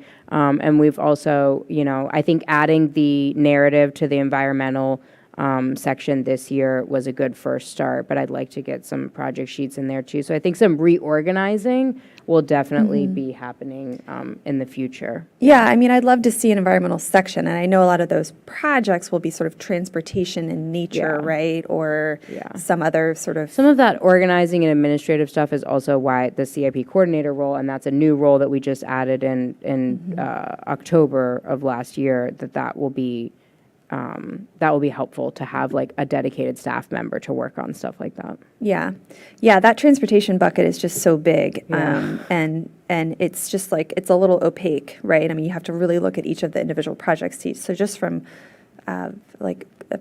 transparency perspective, I think it would be helpful. A lot of these things are really planning projects. It's the things that were mentioned in some of the main streets and the POA. Things were placemaking, gateways, public art, those aren't transportation projects. So why are they in there? They really, we need to think about. Well, and it's an how issue we're- because they're also not eligible they may not be eligible for transportation funding, which goes Right. into the transportation program. So I talked about it a little bit last year, but I think we have some good ideas about maybe a development and planning program that we add, but it just takes, time and I know. staff. moving Yeah. things, changing things. Just moving it around, is hard. exactly, yeah. Okay, just one last thing on the property yard. I know we have big ideas for Gordon Triangle. We have a whole street grid we want to put in there. We want better connections to the W&OD trail. I don't really see any of those things in that little rendering of what the property yard might look like. I see a sea of parking and a new building that is abutting the trail and not connecting. So I guess I just would hope that, I'm sure we'll have future opportunities to weigh in on this project, but I would be sure. hoping for something a lot more interesting than that. Okay. Just my feedback on that particular thing. It's a ton of parking, and if we need that much parking, let's do what IKEA did and put like those big solar things on top of it, or One of the reasons why it's such a big area is because of the bus parking. I mean, Yeah. we do have a lot of school buses, and they take up more space than your typical vehicles. So, like, more than half of that parking, I feel like, is for the school buses. The parking for the school buses right now is like a really crazy, chaotic process and situation. I don't know if you've ever seen them come in and out of there. They have to, block each other in, and so that's why it just requires a lot more space for them. Yeah. No, I get it. And the reality, it has to go somewhere. If we're going to have it in the city, it has to go somewhere. Yeah. And this is where it's historically been. But I think like the future vision for this area from a planning perspective is maybe a little more dynamic than, what is presented here. Heard. And definitely better connections to the WNOD trail. We do have future projects for the WNOD Shreve Road connection, WNOD connection to West Falls Church. I never remember. It's a really long project the name. 15 million or something. Yes, Yeah. and so that is ongoing right now in early sort of design stages, I think. And then we also added in the multimodal project sheet this year, we added some other sort of connectivity project on Gordon Road, right? Or is it just another, maybe I'm thinking of West Street. Sorry. I might have confused those. There are a combination of sort of projects planned for sort of multimodal access, right? There's the awarded grant for the Shreve Road connector, which will improve what's there today. To the question about sort of the small area plan, there is sort of a vision for sort of an expanded street network. So one of the transportation struggles in the West End is that there's really only one street that goes through the whole thing. You've got West Broad, which people experience certainly at rush hour. It's difficult to use. And so there is this idea in the small area plan of opening up that gridded streets. If you may remember when you approved the site plan for the Volvo showroom, we worked with them to move the building at time of site plan to accommodate a future road realignment with Birch. And the small area plan does include this idea of sort of more connections sort of directly into the area from the WNOD versus sort of a long line of fences along the WNOD that's there today. Yep. Thank you. That was much more eloquent. Just two more quick things. Very surprised to see, I understand that space is tight at City Hall, but the annex, like so soon after we've just completed the renovation is kind of surprising. And, I don't know. I want city staff to be comfortable, but yeah. I'd love to take you all on a tour sometime. I think so. So one of the things, I think I've observed in the 5 months now that I've, been kind of one of the interim deputy city managers is, ensuring that we've got appropriate space for our staff, right? So we've got several people in a temporary trailers out at the property yard that moved in there, I think, before the city hall renovation and never moved out. There's no bathroom in there, it's not ADA accessible. We have, I think, around 10 employees in the Gage House. You guys ever been in the Gage House? It's a historic home, right? And we're using it for office space. And again, it's quaint, right? But then, like, the real estate assessment office is on the second floor. It's not very accessible to the public. I ran into a lady in the back parking lot one day, and she was trying to find them, and so I took her on a walk to take her up there, and it's just not a good setup for, I think, some of the functions that we require. There's no room at the end here in the building, right?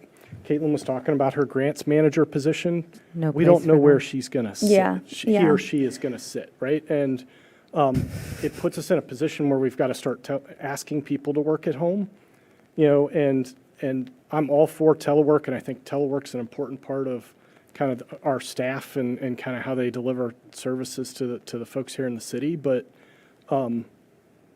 if they want to work here, I want to be able to accommodate that, and right now we can't, right? And so we've got folks doubling up in seats already today. We talked about 3 more project managers. Again, there's no place to put them, right? And and these are the kind of folks that you actually want working here in the city, Yeah. you know, and so,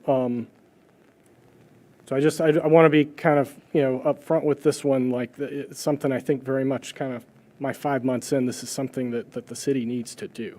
Yeah, I guess I'm not really just saying it's not necessary. I guess it's just disappointing maybe that we would have done this renovation of City Hall I think there so was- recently I and think be in there this was- position today already. I think there was intent to do an expansion of City Hall as part of that project, and it was decided we couldn't afford it. And so, It was a bad decision, right? I don't know who, you know. Yeah, we reduced the expansion off the east wing on 2 floors and now have investment of bringing staff on to deliver projects. Mm-hmm. Yeah. No room at the so I end. understand your point, you know, but we're kind of, it's 2024, we are where we are, you know, I think there's some good options and opportunities in the city. There's a wide range of those for us to kind of think through, should we kind of move forward, but I think, you know, we've talked a bunch about, you know, investing in our people, and this is one of those things. That we need to do. Absolutely. Yeah, everybody deserves a comfortable place to work with their colleagues. Okay, thank you. That's it. Thank you. Okay. Mr. Krasner? I just have a couple things. Actually, you know, Commissioner Comont stole some of my thunder. I was going to ask about that City Hall Annex project. So we talking about leasing space? Is that what you're talking about doing? Leasing space? Yes. Looking at But- leasing, the all right. money that's in the CIP is the build-out Well- piece, then we have to get the operating. I'm all for people having a comfortable space too, but maybe they don't have to lease the newest, most expensive office space in the city. I mean, we have lots of vacant office space. I agree with you, people shouldn't be in temporary trailers without bathrooms. If people can't walk upstairs in an historic house, then, and we need to find options that we can't physically do that, but I think we still need to be good stewards of the public, of the tax dollars. And if there are options that maybe are still very functional, there's lots of office space in the city that perhaps would be just as suitable and is actually closer geographically to existing City Hall than to have folks, you know, a mile away up there. So, I mean, I don't, you know, that's an organizational standpoint, but I'm just saying from a cost standpoint, I agree. We just renovated City Hall and maybe we were short-sighted. I don't know, the planning commission wasn't involved in that. That's not really our swim lane, but if we need extra space, which happens, sure, you know, maybe we should look at all the options that are on the table. I don't disagree with you, right? Yeah. And I don't know if the comment or questions about the number that's being proposed, or, Well, just that, like, I don't know if maybe you've looked at that. We have lots of vacant office space in the city that's probably less expensive. I'm just guessing, given the age of the buildings. I'm not saying you need to rent terrible, decrepit space, but if there's space that, you know, might be more affordable. I don't know if we're getting some kind of deal up there because of the, you know, the history of that project, but, because it's going to be an ongoing thing. There's the initial fit out. I'm tracking now. Okay, so Yeah. we've got two things going on. So there's a small, you know, piece of space that we're in discussions with the Hoffman folks up at West Falls for the police department. Right. You know, to have touchdown space for 2 or 3 people to be able to provide kind of public safety support up at that end of the city, right, with all of the growth and development. So that's one small piece. I think we're on a path where we wouldn't pay rent for that, but we do need some money to kind of outfit the space for the police department to be able to operate out of there. The office space deal is a separate thing that would involve kind of looking at all of the opportunities in the city. We by no means intend to put that up at West Falls Church. Okay, maybe just because it was listed with that, I was assuming that it was going to Yeah, go. no. I'm tracking now because I was like, I'm not sure what, you know, what the question is. So no, I would not anticipate us. That doesn't make sense on multiple levels for us to be targeting that location. Okay. I will say, if we put public-facing people in the annex office spaces, we have to consider also accessibility for the public and ease of access and all of that, so. Right, no, yeah. I mean, many municipalities have, you know, satellite locations. I mean, Yeah. Fairfax County has entire departments that are in rented office space and, you know, and A other lot of satellite buildings, too, locations. yeah. And so, you know, yeah, that, you do what you have to do, but, yeah, okay, maybe now I understand it better, so that was helpful.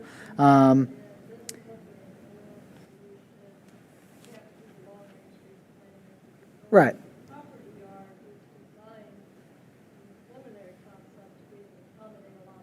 Big increase to our public works capacity, yeah. Right. Sure. And the staff and trailers. Right. Yeah. Okay. All right, that- no- Actually, the staff and trailers and at the Gage House would all have office space at the new property yard. Okay. So- All right, that definitely clarifies something for me. That was helpful, thank you.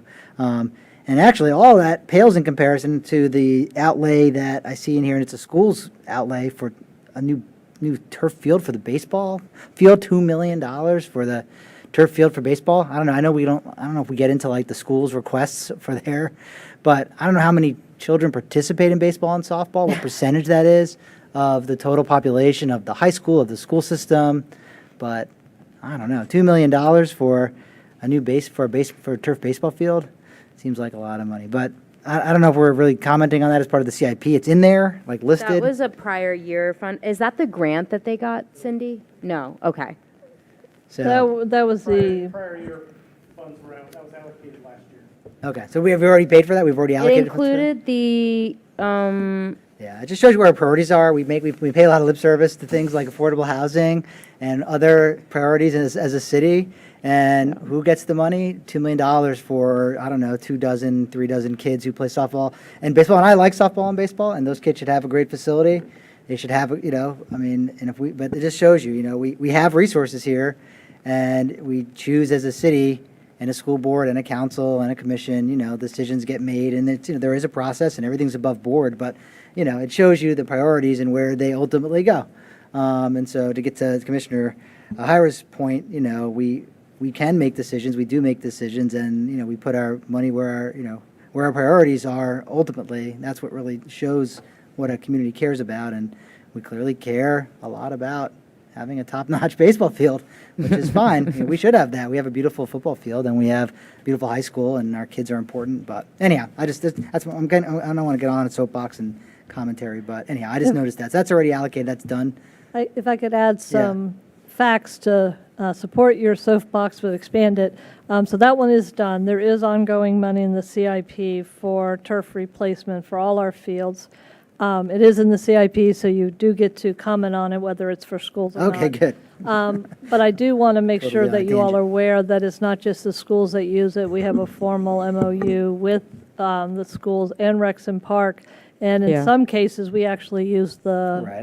the football field, for example. You're more right, than the camps use schools. it, and the community, Camps, and summer, Little Leagues may use adults, it, rentals, and, yeah, no, 7 it's a days a community resource, and it's certainly, yeah, I didn't mean to say But then only to 30 your kids point, use you it, get to but, opine on but the it priorities. does show you that, and it's true, this is not unique to Falls Church, this happens in many, many communities where certain constituencies, are able to get significant amounts of funding for certain things, and it's interesting how it all shakes out, but yeah, that number just like stood out to me because it's a big number for that, and athletic fields are expensive, but they are a resource, I guess, but yeah, decisions have to be made. There's a limited amount of funds every year. So anyhow, and then just an update question, because I always, my neighbors always bug me about it. The Upper Lincoln stormwater, which I think is like getting close to actual like shovels in the ground, maybe, I don't know. I know there's been a lot of, I think, what phase are we in now on that? The Upper Lincoln stormwater management? I'll tell you. And that was like a result of the flooding in 2019. You're referring to the greening of Lincoln? No, not the greening of Lincoln, Lincoln. Lincoln Ave Upper, Lincoln they call it, or Ave. Upper Lincoln Avenue. Upper. That is still currently in design and engineering. Mhm. It will be going into construction in, between October and December of this year. So this year, okay. I knew it was coming. Yeah. And then it shows estimated completion of April or June of 2025. Yeah. Great. Thank you. That's it for me. Really? Thank you. I'll be quick. Do we have to extend? Sorry. Do you want to make a motion? I move we extend for 10 more minutes? 10? 15? 10's good. I've got like 2 minutes. Okay. Commissioner Duncan I'm going to be quick. 10 minutes. We have a second? Second. Just Trust have a me, second, all in favor? Aye. Aye. Okay, so in the interest of being quick, just to go back to the Gordon Triangle replanning effort, along with the property yard, I was just curious if we're planning that in such a way that there could be cost efficiencies in the sequencing of that, because that, I think that's scheduled to go in 28. We'll see. 28 is where I saw the tag of budget sitting, and then, Yeah. and then the Gordon Triangle realignment was like 29, 30, kind of projecting out a little bit. So the 28 is for the debt issuance. It makes more sense to issue all the debt in 1 year. That's not a it's not a- cost plan. Okay, okay. Yeah, so it would not be like funded and constructed in 28. It would be a multiple year. I mean, we're not expecting that until I think at least FY 30 is. Okay, okay. I was just curious if we're looking at any efficiencies in both of those planning things going forward, and maybe we can phase it in such a way that It's we're a good doing question. Property pieces yard of is still really early. I Yeah. mean, we haven't presented that fully to council yet, so yeah, I'm sure there will be. Okay, good. And then just going back to the sustainability and environmentally, the CEAP, I did notice that that's a big highlight. I also kind of picked up on the fact that the staff priorities weren't picking up those priorities in the staffing. And so I just wanted to make sure, I thought, well, maybe it's operating costs is where the CAP staff person would come from, but maybe it's not. Maybe it needs to be addressed in here. So A little bit of both. So the questions around, like, we laid out, project management resources and transportation and facilities and utilities, and there wasn't one for environment. Is that your question? Well, those are all the projects, right? But it's really the person who needs to implement and do the outreach and, have the little desk that somebody, somebody from the city needs to come and ask about water heaters, right? And electric powered things. So One-stop shop. yeah, the one-stop shop, like how is that position, where is So- that being filled? Because it's not really a capital project, it's the implementation of all of those other things. So we've hired a gentleman named Kurt Lawrence, who's our new environmental planner, working for Paul and his team. Okay. So Kurt's been with us, I think, 2 months, right? He started kind of at the first of the year.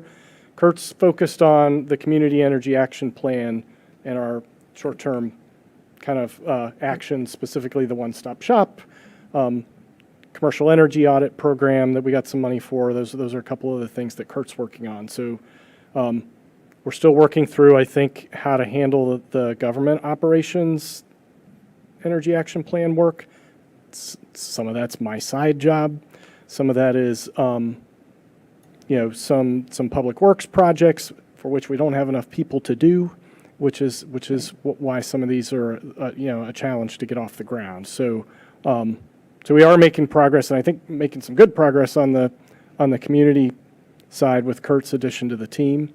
So hopefully that helps. That helps a that little bit. explains a lot, because I just wanted to make sure that it was still in the priorities, or maybe it was being funded through a different budget. So, no, that's great. We already have somebody that has started and is Yeah, it's good moving news. forward with it. And I think where staff is prioritizing it in the CIP is those additional project manager resources. And also, I'm hoping to explore a lot more funding opportunities for those projects that align with the plans as well. That's great. Thank you. I'm done. For fear that somebody will hit the eject button and send me out the roof James Bond style, I don't think I should add too much more. You just hit me where I live, on City Hall and the baseball field. I mean, literally, I spent the 1990s at the baseball field, spent the next decade working on City Hall with Cindy, and although neither were perfect, anyway, we'll talk about that later on. One thought, picture's worth 1,000 words. On the property yard, I would like to see, rather than the picture that's up there in the final report, some rendering that shows the building in the context of all these other things that have been talked about, including, may I wave the flag for affordable housing? I mean, if this is part of the Gordon Road redevelopment zone, small area plan, call it what you want, let's render it that way. Let's plan it that way. Let's not just have a standalone structure. So that's my only concrete suggestion. I'll tell you about the baseball field later on sometime. I know there's there's been some discussions about also some development partnership opportunities with the new property yard. That, you know, there's nothing, it's so early, there's nothing really to report on that, but I heard on the better renderings, in alignment, you know, to your point with the Gordon Road POA. That was it, Phil? Too tired. We're all too tired. Well, thank you very much for the presentation and for Thank you, guys. the clarity of your responses and for the clarity of the material you presented. Is really, really helpful for us. And thank you for sticking with us late. As always, it seems like next year we'll try to get you in early in the agenda. I feel like this is earlier than we finished last year. Yeah. but, Maybe. yeah. And we'll see you next Gotta stay time. on Paul's good side, so he puts you on a meeting that, you know. That was our fault. We rescheduled the date for this, so we were low man on the poll. For Thank you very much. Thank you all very much. All right. Oh, we still have more. Can we do that next? Can we table some of that stuff till the 20th? We have a few more items on the we action got? items for our agenda tonight. I think the recommendation is that we table those for next time. You think that's Yeah, that's certainly reasonable. doable for you, Mr. Stoddard? All right. Do you have like, I do want just like 2 minutes to talk about upcoming events, because I know, if I could, under the director's We'll report. do item 8B, Director's Report. Sure. So thank you. Just three things that happened last week at the council's meeting on February 26th. If you hadn't already heard, the special exception application for the Quinn development was approved by City Council. So next step, that would come to you all as a site plan application, likely after the developer has lined up their financing and pulled together their engineering plans and final architecture. Council also held a work session to talk about the proposed BRT system along Route 7 and Route 29. They were very excited about BRT options and actually looking at sort of the business access, the bus access, business access turn bus, the BAT lane, along the right-hand lane. They were really interested in seeing that move forward. Last Wednesday, the GovOps subcommittee reviewed a draft work plan that the city manager had prepared following the council's annual retreat. And action, at least on some portion, maybe the overarching themes of the work plan is scheduled for next Monday's council meeting.